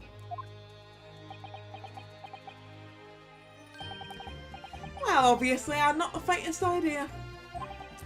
I mean, it's causing me no end of bother, to be honest. It seems to me that Mr. Boone would rather as little as known about his room as possible for some reason. Yes, it does come across that way. And more importantly, knowing that the scene of the crime is actually his room completely changes things. In particular, there's one part of his testimony that's really bothering me now. That's how I'm finally going to undo this, man.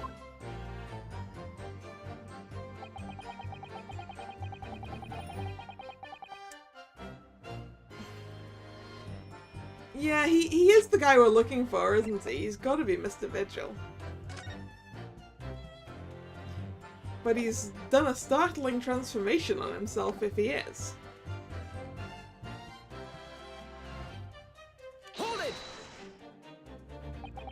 You mean you have no family? No, none at all. So I spend my days on Fresno Street peddling tidbits to passers-by. Open, just between us this is. Eventually someone else with lips like mine will come along. I don't think so. You may be right. Anyway, that mark on your neck is just too much of a coincidence for us to ignore. Well, what's a fella to do then? If you don't believe me, we're at an impasse. And there's nothing I can do but flick me lip. It looks like I'm not going to get anywhere unless I can produce some proof. You're basically saying I got dressed up and posed as some fancy inspector, aren't you? Well, it's beyond me how you think I could do that.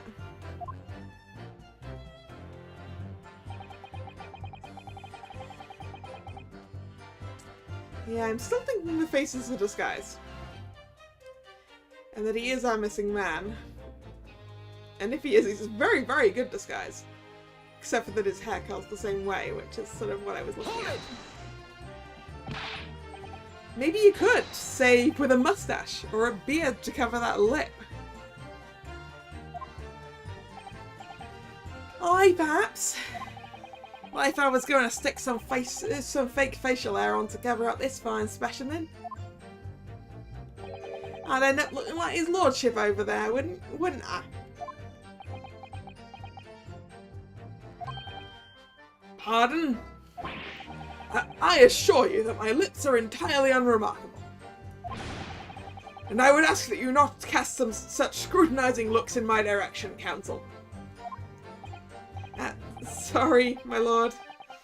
My imagination got the better of me there. Well, Inspector Gregson did wear a mustache, of course. You're right, he did. So perhaps he was hiding something himself. He could barely have hidden a crumb in a mustache of that size. And anyways, the detective we spoke to had no facial hair at all. See, the capo is right. He was a clean shaven. It certainly seems beyond the realms of possibility that this witness could have disguised himself as the victim. Aye, doesn't it is. That's the extent of their testimony, is it? What's your feeling, Mr. Naruhodo? Well, what Mr. Boone says is undeniable. It would be all but impossible to hide those lips with any form of disguise. Perhaps, yes, but nevertheless the mark around his neck is equally undeniable. And it's identical to the one that Mr. DeRossi suffered. Also, you know, if this guy's such an expert with, like, dressing himself up and making himself look like someone else, wouldn't he have the makeup capabilities to disguise that mark as well? Yes, that's true. But why does this whole disguise idea just keep playing on my mind? Anyway. This one. I want to present the picture of his wife. Objection! If you have no kinfolk, as he puts it, then explain why it is that among the sparse furnishings we found this photograph in the room. Ah! I presume, as you've been renting the room, that this photograph belongs to you, does it not? Does it not? Well... Mr. Boone, drop the pretense and tell the court exactly who you really are. I don't know what you mean. I'm a peddler. I keep telling you so. You really don't need to bother with me. Please, just leave it alone. As the man says, leave it alone. Whatever the truth about this man's life, it has no bearing on this case. Because it's simply not possible that he impersonated Inspector Gregson. Objection! How can you be so sure? Just look at the man. No amount of disguise could ever hide those unmissable features. Objection! But what if we were to look at this the other way around? What do you mean? Yes, counsel, what do you mean? Well, there's no denying that Mr. Boone's lip is very prominent indeed. But consider the possibility that his prominent lip is itself part of an elaborate disguise. Then hiding that prominent feature, in other words revealing his true face, would make an utterly impenetrable disguise. Wouldn't you agree, Mr. Hugh Boone? I mean, we should have said Mr. Virgil, but you know. Good witness, are you still hiding the truth from this court? If that's a disguise, then underneath it, his true identity must be... Yes, that's right. There's really only one person he could really be. My lord, the defense believes it can reveal Mr. Boone's true identity to the court. No, please, no. Very well then, counsel. What is the true identity of this peddler who goes simply by the name of Gossip in the street? Where is he? Daily Vigil. Take that! Your real name is actually Mr. Vigil, isn't it? Mr. Daily Vigil. Yeah! I don't recall that name, counsel. Who is this Mr. Vigil? It's a name I encountered yesterday, my lord. It has to do with a certain client of Mr. Herlock Sholmes. A young gentlewoman came to the detective asking him to locate her missing husband. The woman in this photograph, in fact. This is Mrs. Vigil. What? from what I understand, you haven't returned home since the night before the inspector was found dead. But of course on that night, you were being held captive by the two red-headed League men. And last night, you were put up by the prosecution service in preparation for testifying in this trial. Because we've been led to believe that you, Miss Venus, and Mr. Sandwich were all homeless. Being important witnesses in this case, we needed to know where we could find you, of course. And that explains why you've not only been unable to return home, but also unable to contact your wife, who's been beside herself with worry waiting for you at the Vigil residence. Now just hold on a minute, I have the first idea. What I'm talking about? Really? It's a simple enough matter to confirm my suspicions. All we have to do is pull off that disguise. No, please! Bailiff, bring soap, a sponge, and a wash bowl at once. Mr. de Rousseau and Mr. de Rossi, you will restrain the witness. Oui, my lord. Si, my lord. Ah! No! Stop! Get off! Don't!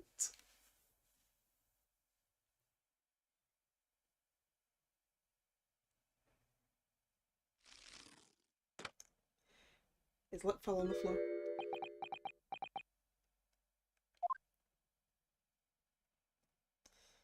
Well, we found Mr. Vigil. Well, we are now seeing your true features, I presume. Oh, he changed his clothes as well. Where was he keeping those? Lift your head, sir, so the court can see your face.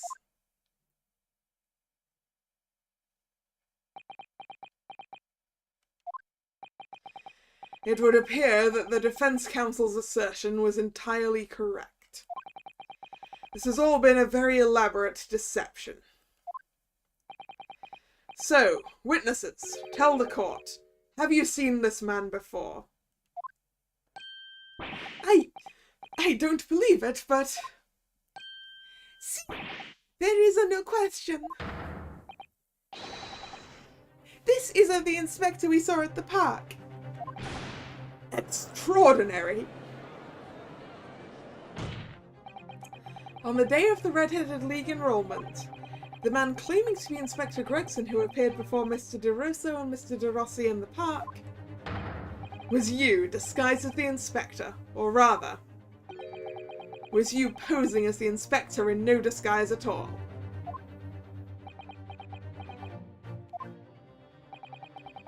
Mr. Vigil was formerly employed as the chief warder at Berkeley Prison. The chief warder? Then your career had promise. Why, you would quite possibly have become the future governor of the prison. What on earth have you been doing peddling tittle-tattle on Fresno Street? Well, it's been 10 years since Mr. Vigil worked at the prison. 10 years?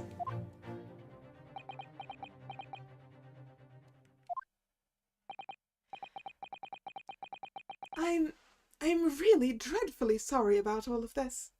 Yeah, I'm pretty sure he needs a posh voice now. Now that he's not pretending. Yes, it's true. I am Daily Vigil. And you were the chief warder at Berkeley Prison 10 years ago? So where did Mr. Hugh Boone come from? Boone is the other me. It's a name I invented. Well, evidently there is a great deal under the surface here. I'll explain everything. I'll tell you just how wretched my life has become.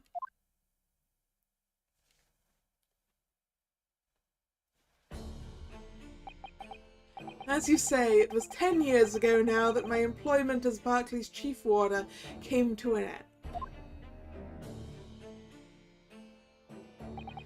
Having left the prison service, I searched for some new occupation by which to earn a wage. But times were hard in London, and I found no suitable engagements at all. In desperation one day, I turned my hand at selling wares on Fresno Street. But your wife appears to know nothing of this. She still maintains that you are the chief warder at Berkeley Prison. I was utterly determined that my wife should not know of my failings, which is why I have never told her. I opened an account at the bank under the name of Hugh Boone, and I rented the cheapest room I could find on Fresno Street. The scene of the very crime we're investigating. Yes, that's right. A place from where I could emerge every morning at 8 as a squalid peddler, and transform myself back every evening at 5 into a well-dressed man about town before returning home. That quickly became my daily routine. I was puzzled by the lack of furniture in the room, but that explains it. But why on earth didn't you just tell us this in the first place? I have a wife, sir, and 2 sons. And without wishing to sound self-conceited, they regard me with some pride. I couldn't bring myself to disappoint them. So instead you decided to conceal your occupation from them? Yes. I've made such a terrible mess of everything. Still, one thing doesn't add up. Is the thing that doesn't add up how on earth this man was making enough money peddling secrets on Fresno Street to support his wife and 2 sons without them even suspecting that anything was wrong? No matter how many tidbits of information you could sell to passing gentlemen, even at 6p apiece, you couldn't hope to match the salary you must have commanded as chief warder at the prison. Very true.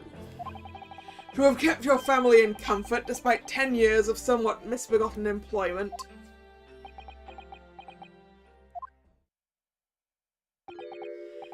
That was all thanks to Inspector Gregson. What? Inspector Gregson? What on earth? Oh, was Inspector Gregson paying this man to, like, spy on things?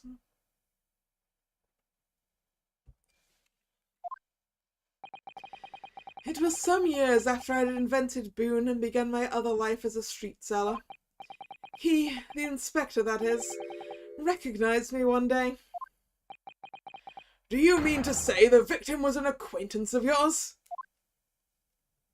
Employer, by the looks of it. I knew him from my time working at the prison. When he saw what I'd become, he was deeply troubled for me and my family. And from that day forward, he visited me on Fresno Street with increasing regularity. Then one day, he asked me if I would carry out a secret assignment for him. A secret? What was it? I was to impersonate the inspector. What? Impersonate him?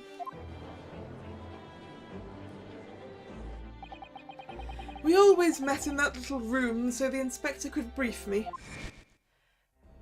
Visit Orksy's tomorrow and take a statement from the proprietress. It was always something along those lines. Surveillance work, interviewing people. On those occasions, he would lend me his identification so people would believe who I was. My instructions were to make an impression, to let people know that Inspector Gregson had been at work. And for those services, he compensated me financially.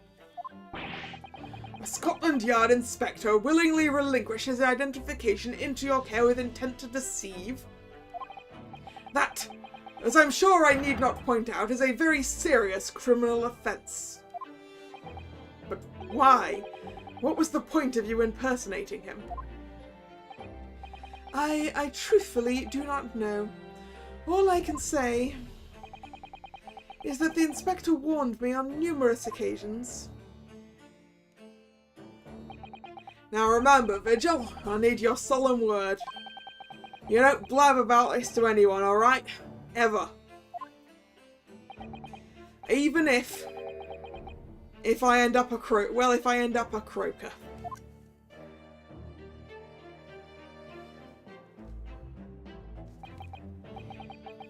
In time, he started to bring papers with him to the room as well.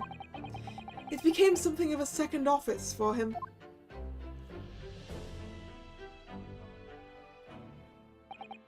So, in fact, the person who declared himself to be Inspector Gregson at the park on Lime Street was really... Yes, it was me, acting on the inspector's orders. As usual, I removed my boon disguise, and then went as instructed to the park, armed with the inspector's identification book. It never occurred to me that the bruise on my neck might give me away.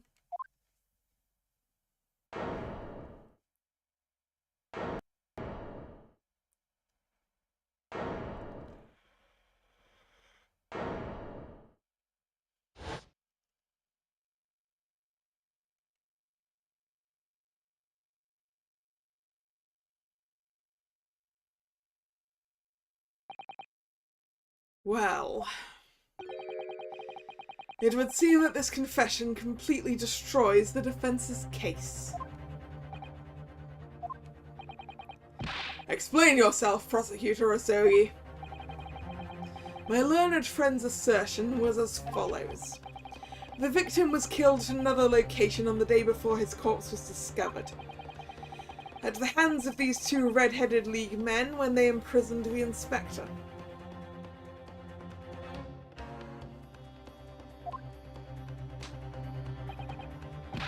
But no, that can't be.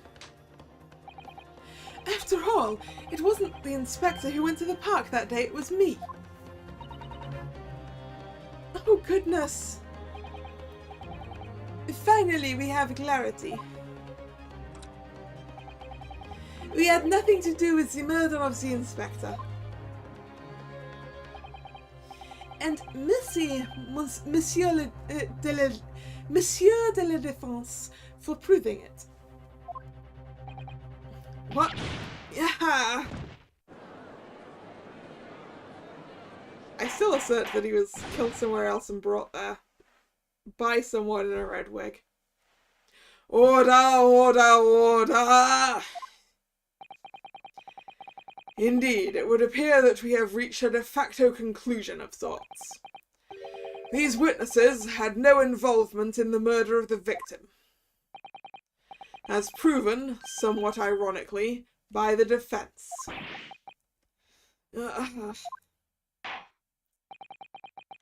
I hereby call an end to the cross-examination. Hold it! Kazuma?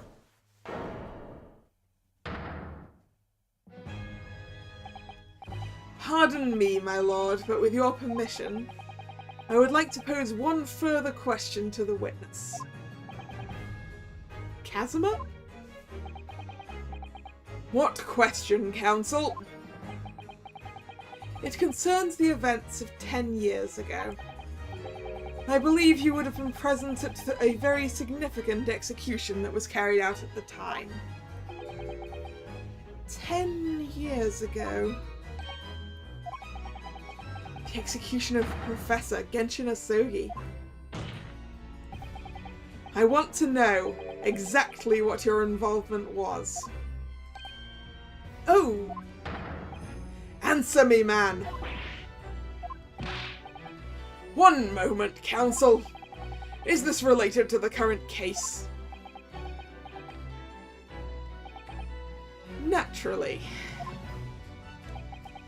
It is the prosecution's belief that this case and the events of 10 years ago are inextricably linked. Does the defense concur, counsel? Kazuma, you're not yourself. You're not as calm and collected as usual. Poor Kazuma-sama. No wonder he's acting this way.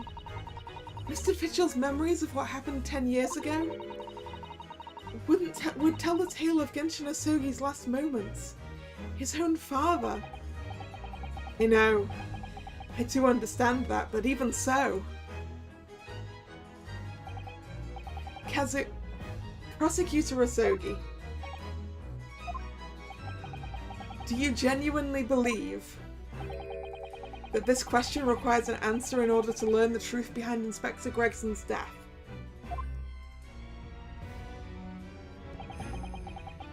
I need you to trust me, please.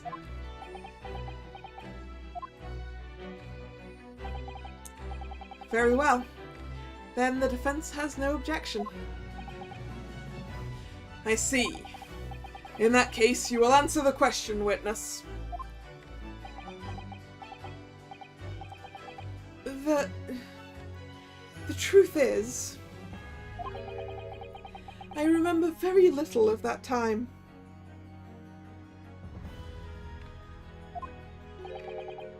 You've forgotten? I'm sorry to say, yes. As I said, I resigned from my role at the prison 10 years ago. But for some peculiar reason, my memory of the events leading up to that moment is extremely hazy. Does that not strike you as strange, Mr. Naruhodo? Sorry? Well, 10 years is a long time. But to have forgotten the reason why he left such an important job? Yes, you're right.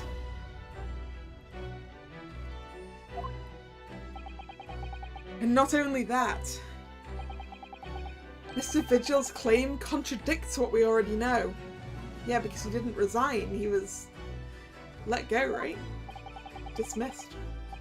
The human spirit is a fragile thing. It's broken all too easily. Which is why we have a tendency to wrap it up for protection. Sorry, the human spirit... I'm afraid I don't understand what you mean. When we experience pain and suffering that we feel unable to bear, we block it out, obliterate it from our memories, seal it away. But it never truly leaves us. If the seal is broken, the memories resurface. And when they do, that fragile spirit may finally be crushed.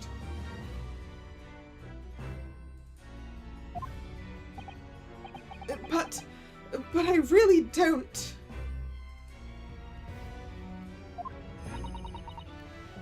Kazuma-sama. But if it must be crushed, then so be it. Because the truth will not stay buried. It's coming out, one way or another. Right, now I understand. It's clear what his intentions are.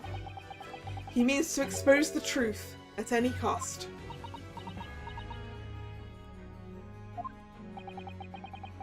Perhaps if I pointed out the contradiction in what Mr. Vigil claimed earlier, it might cause some crucial memories to return to him. But should I? Should I present the evidence or not? Do it! I want the truth. I have no idea how this is going to go. But this is a court of law, and I have a duty to pursue the truth. Mr. Vigil, I'd like you to look at this. Evidence that clearly contradicts your version of events. Take that! Just a few moments ago, you made the following statement. I resigned from my role at the prison 10 years ago. Well, yes. In other words, you claim to have left the position of Chief Warder of your own volition. Well, yes, of course. Why? Tell me. Do you remember seeing this document before? No, I don't.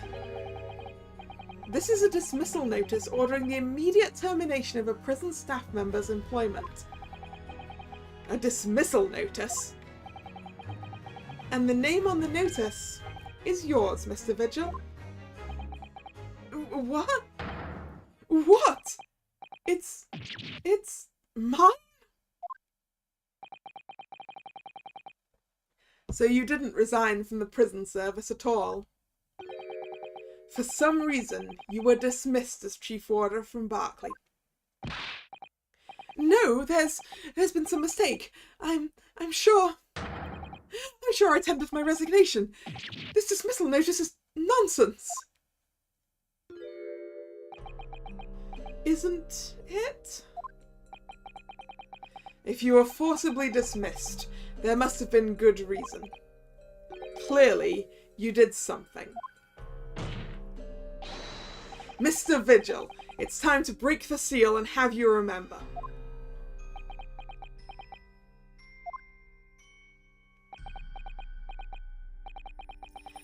According to the few remaining records, the final execution that you supervised was on the 17th of June, 10 years ago. And on that day, something very serious took place at Berkeley Prison.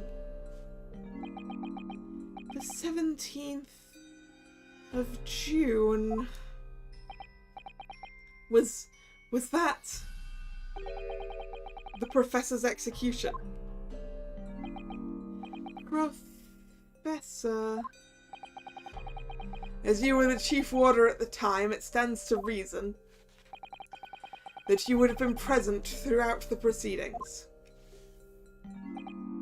It does sound familiar. And yet, that execution never took place.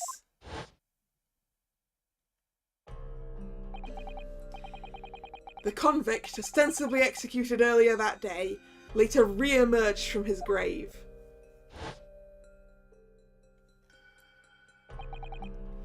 The convict came back to life? In the cemetery in the middle of the night, there was a witness. However, the witness claims that a moment after he saw the convict clambering out of his grave, a gunshot rang out from over his shoulder. And the bullets pierced the professor's chest, killing him instantly. Wait, how did Gregson die again?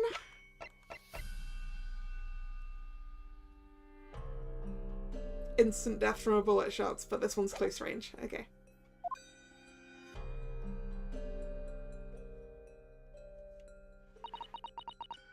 Those may have been the professor's actual last moments. Yes. Yes. Seeing as you were in charge of overseeing executions at the time, you must know the truth about what really happened. It's in your head, somewhere deep down.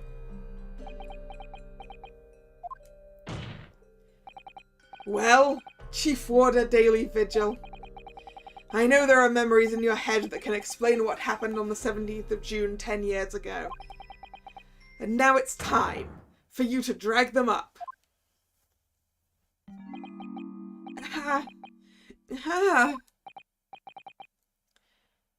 Mr. Vigil?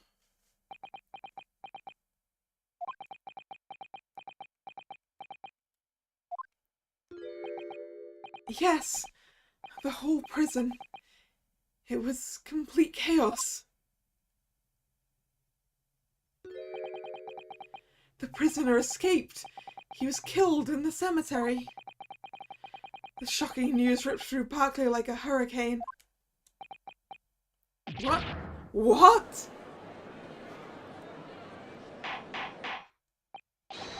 Order! Order! Order! Do you mean to say, Mr. Vigil, that your memories of the time have returned? My head, it's like some floodgates have been opened. The images, the screams. Oh my goodness. The papers. There were reports, articles about a man who'd seen a ghost. Yes, Enoch Drebber. But surely those reports were exaggerated. There were traces at the scene. Traces of what? In Lowgate Cemetery, at plot number 139, blood. Lots of blood. That's where the man was buried, of course. Obviously, something terrible had happened there. The depths of conspiracy and depravity from which this tale is emerging are quite staggering. I've reviewed the police records from that time extensively. A thorough investigation was conducted by Scotland Yard to ascertain how the convict managed to escape in the first place. And the conclusion reached by the investigating team was that a member of the prison staff must have been involved. Are you suggesting that a prison warder abetted the man's bid for freedom?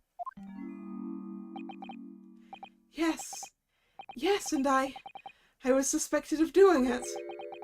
Of using that mass murderer's execution as a way to help him escape. You did what? I remember now. The horror of it all is coming back to me. One evening, a few days after the execution, some detectives came to the prison. I was called to the governor's office at the top of the watchtower.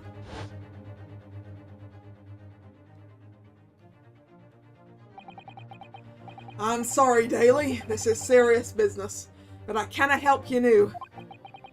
As chief warder, you were responsible for overseeing the execution afore, eh? Well, it seems the fellows at Scotland Yard want to have a few wee words with you about it. You'd better pack your things, laddie. You're to attend in person. As soon as he told me that, my mind just went completely blank. And the next thing I knew, The spinning is getting faster.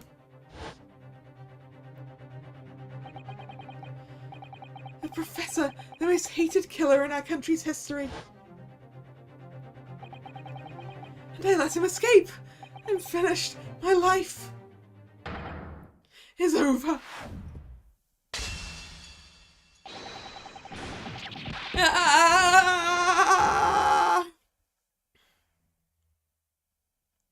Oop. He fainted. Order, order! Bailiff, fetch a doctor at once!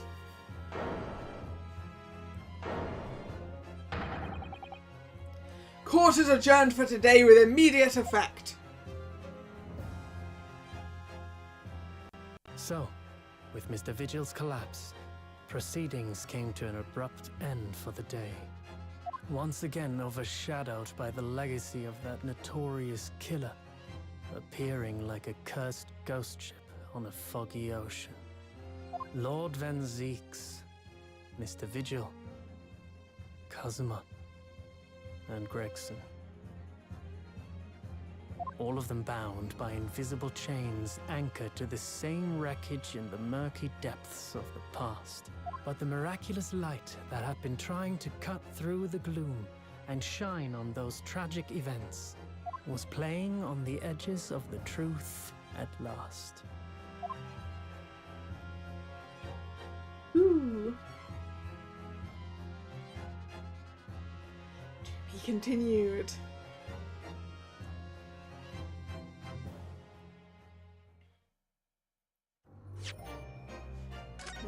Yes, save my current progress. I think I want to go a little bit longer.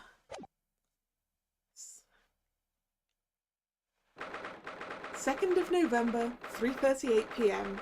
Sholmes' suite. I still can't quite believe what just happened. I know. I inquired with the bailiff after the court session was adjourned, and it seems Mr. Vigil was taken to hospital to recover. Right. 10 years ago now. Mr. Vigil attempted to commit suicide by jumping out of the window of the prison governor's office. But ever since then, he's completely blocked the memory of those events from his mind. Nobody knew his secret, not his family, not even the man himself. But I forced it out into the open. Was it wrong of me to do that? Did I overstep the mark, I wonder?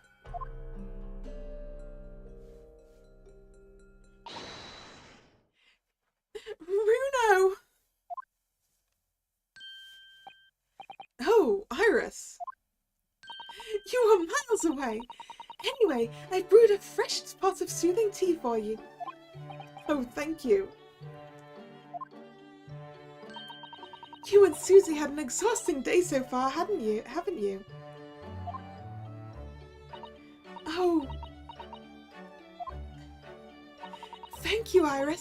How thoughtful of you. Do you happen to know where Mr. Sholmes is? When we came out of the courtroom back into the defendant's antechamber... No, sorry, wrong one. When we came out of the courtroom back into the defendant's antechamber, he disappeared. Oh, no, I don't know. He just suddenly sprang to his feet and left. All he said was, I must leave. I wonder if he's pursuing the mystery of Inspector Gregson's death. Well, you know what Hurley's always saying, don't you? There are mysteries in this world that should perhaps never be solved.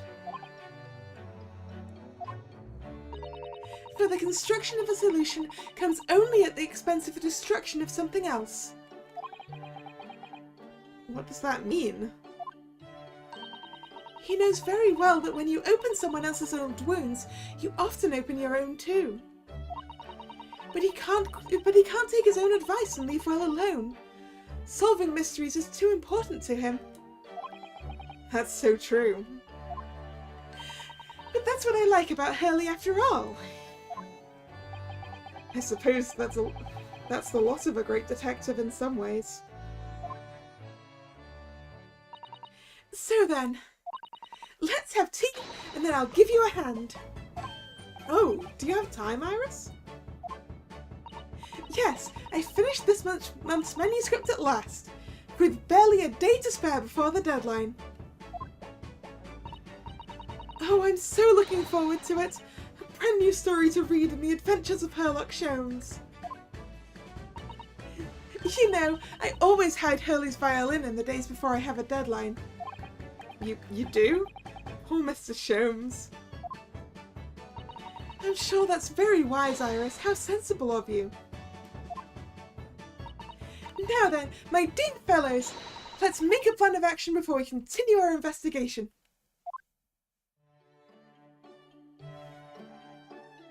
Yeah, let's make a plan. So, how did it go in court this morning? Well, we still don't know the truth about what really happened, but one thing is increasingly clear. Lord Van Zeeks definitely didn't do it. Oh, goody! Yes, that's right. We managed to uncover several new facts as well. Oh, really? And there was another development too. Kazuma. Yes, it's quite clear now that Kazuma-sama is not himself. The way he's been acting, it's almost as if he's possessed. I know. I mean, at the end of the proceedings earlier, he was like a bloodhound the way he was chasing down Mr. Vigil's forgotten past. He's not normally so mercilessly persistent.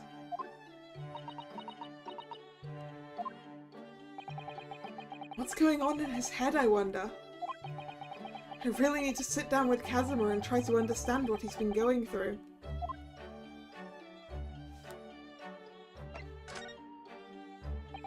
If Gregson was really murdered the day before his body was discovered, then Lord Van Zieks has to be innocent, you see. What? The day before? Well, that should be easy enough to work out just by examining the corpse, surely. Yes, you would expect so. But, curiously, no time of death was included in the autopsy report. That is curious. There are still unanswered questions about Lord Van Zieks, though, aren't there? Ah, do you mean... I mean, what was he doing there on Fresno Street that day in the first place? Well, according to the man's testimony, he said he was investigating Inspector Gregson, didn't he? And it turns out that little room was actually the Inspector's secret office. Oh, that sounds like it has all the makings of a wonderfully devilish plot. But then why was that notice board in there covered in all those particular papers? Papers about cases with a link to the Reaper. I'm starting to get a bad feeling about all this. Oh dear, that sounds more like something horribly devilish. We must start by looking into Inspector Gregson's movements of late.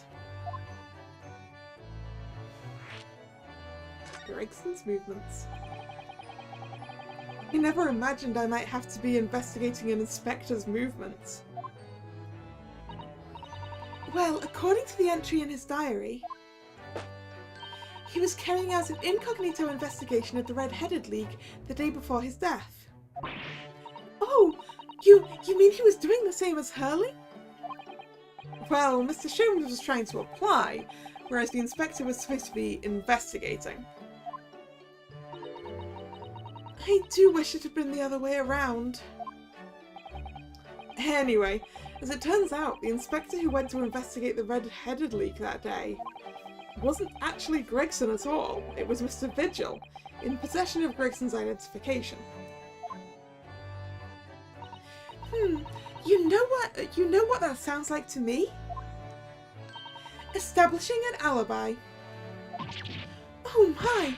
Yes, you're absolutely right, Iris. But why would Gregson need an alibi? Is that because Gregson's the Reaper?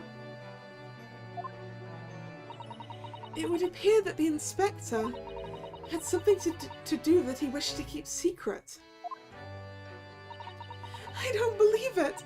I always thought he was just a harmless lover of fish and chips. Perhaps they were seasoned with something a little more potent than salt and vinegar. I think perhaps we should try to move away from food analogies. Well, anyway, if Lord Van Zieks felt the need to investigate Gregson... Yes, I agree. We must try to find out what he knows.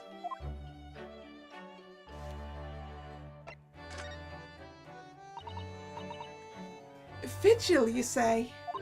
Isn't that the name of the lady who came to visit Hurley yesterday? That's right. To ask Mr. Sholmes if he would help her to find her missing husband. I did not just drop my controller on the floor, definitely not. No, not at all. Only Mr. Sholmes completely passed the buck to us. Actually, didn't you say that Mr. Vigil had been taken to hospital? Do you know which one? Ah, it's St. Sinner's. Of course it is. I'm starting to wonder if all the other hospitals in London have closed down. But that's amazing, Bruno! You found the lady's husband already! Well, I suppose I have. By accident. And 10 years ago, while Mr. Vigil was chief warder at the prison, he was responsible for overseeing the professor's incarceration. No! So when the convicts escaped, he was held responsible and immediately dismissed. Oh, sometimes I really don't want to grow up. There's more. For 10 years after that. While he was ostensibly working as a peddler, he also had another secret job. He was paid by Gregson to be his stand-in, to impersonate the inspector. To impersonate Gregsy? But why? I have absolutely no idea. Ugh. Ginny was right. I'm starting to think all adults are up to no good now. Including you, Runo. I haven't paid anyone to impersonate me. That means he has ties to the Professor and to Inspector Gregson, though. So I do think we ought to pay a visit to Mr. Vigil, don't you? Magnificent sinners, then.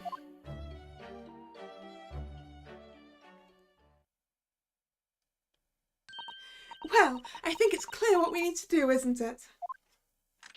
Let us investigate, my dear fellows! Oh, Iris, you're even more enthusiastic than usual today. If anyone has anything to hide, my special Wilson's shooting iron will soon set them straight. That water pistol? It's stuffed full of piping hot extra special blend of mine. And I'm quite sure it will be very effective. I'd better be careful not to hide anything. Well, it feels a little strange that Mr. Sholmes is nowhere to be seen, but still. Let's go and see what we can find out. Yes! Alright.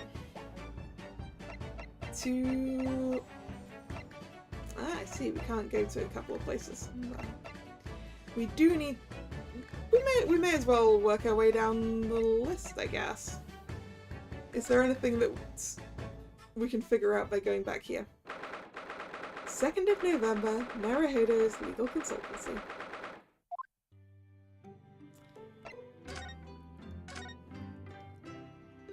Are you alright, Mr. Naruhodo? It's rather unusual to find ourselves here in the middle of our investigations. It's just occurred to me that I might have forgotten something when we left this morning. Please don't worry. As long as you continue to investigate thoroughly, you won't go far wrong. Oh, yes, of course. I must get back to work as soon as possible. Okay. Is there something we can do at the Lord Chief Justice's office? Ah, Kazuma. 2nd of November, British Supreme Court, Lord Chief Justice's office. No arguments, Prosecutor Asogi. You will continue with the trial exactly as I instructed. Is that clear?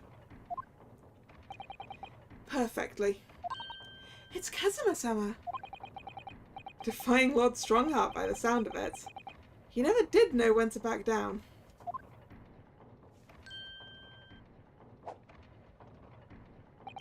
On your way now, Asogi. My lord.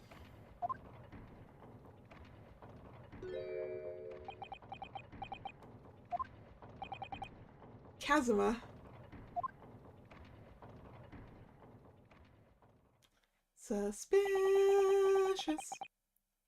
He left without saying a word. Yes, what are you doing here? Oh, I was just hoping to ask you a few questions, if you wouldn't mind. I wanted Van Zieks' trial concluded today. But Prosecutor Asogi's unwelcome inquiries are going to make it take longer than necessary. Unwelcome inquiries?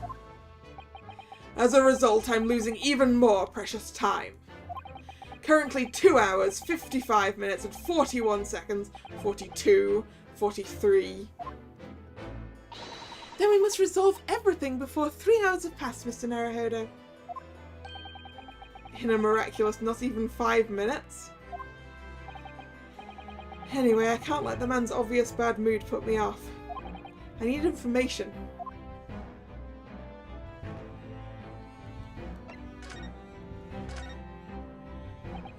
Does Prosecutor Asogi believe that Lord Van Zieks is the Reaper? I wouldn't know. It was 10 years ago now, in that fateful closed trial, that Lord Van Zieks made a name for himself among the judiciary. But the next trial he fought, he lost. It meant the ringleader of the criminal organisation was acquitted, thanks to the jurors being under duress. But that's awful! The man's freedom was short-lived. He lasted just 3 days. Yes, let me see. He died in a rock slide at his place of work, I believe.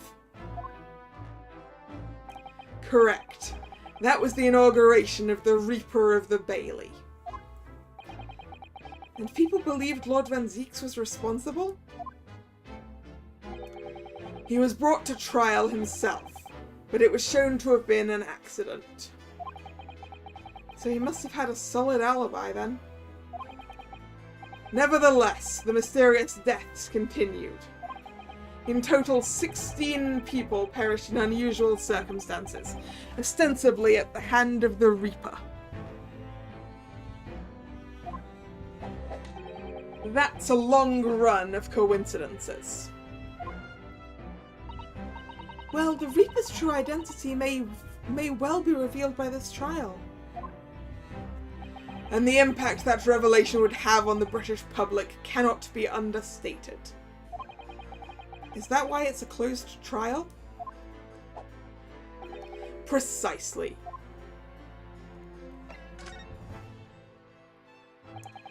This country hasn't seen a closed trial for 10 years. So the last one was the Professor's, the trial of Genshin Asogi? Correct. Actually, we heard that originally you were going to prosecute that trial yourself, Lord Strongheart. Van Zieks entreated me to relinquish the prosecution to him, that he might avenge his brother's death. And here we are, 10 years later. With the son of the man Van Zieks had condemned now looking to avenge his father's death in the same way. They do say that what goes around comes around. However, it would seem that the new young prosecutor is harbouring some ulterior motive as well. Casimir is. I like my organisation to run smoothly, in the exact manner that I prescribe. As with the giant clock in here, I won't tolerate a single cog being out of step with the others. Ah, so that's what all these gears are about in here. If the young man refuses to mesh with the other parts of my great machine, I will be forced to take steps. What do you mean? Not something with which you need concern yourself. In any case, all your questions will be answered tomorrow.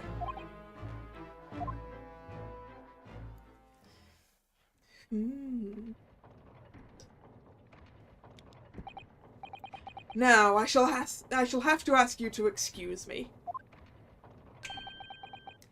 As of this moment, I've been delayed from attending my next meeting by precisely 3 hours. Oh my! That is a long time! And I hold you entirely responsible. Even though we miraculously managed to fit everything into not even 5 minutes? I wonder if you might agree to us, talking with Prosecutor Asogi?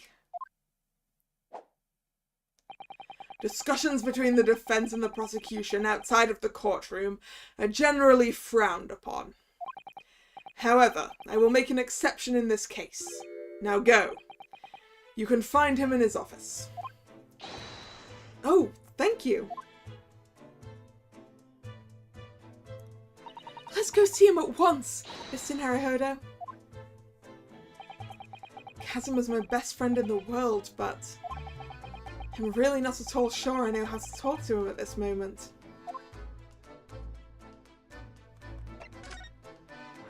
A new location has been added. Okay, so the next one down. prison. You know what, actually, I'm going to call it here for today, because I'm feeling a bit tired. So, I think it's probably best that I stop.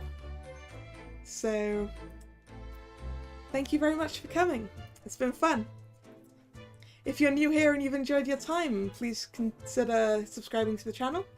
You can also follow me on Twitter, which is where I post the stream schedule for the week.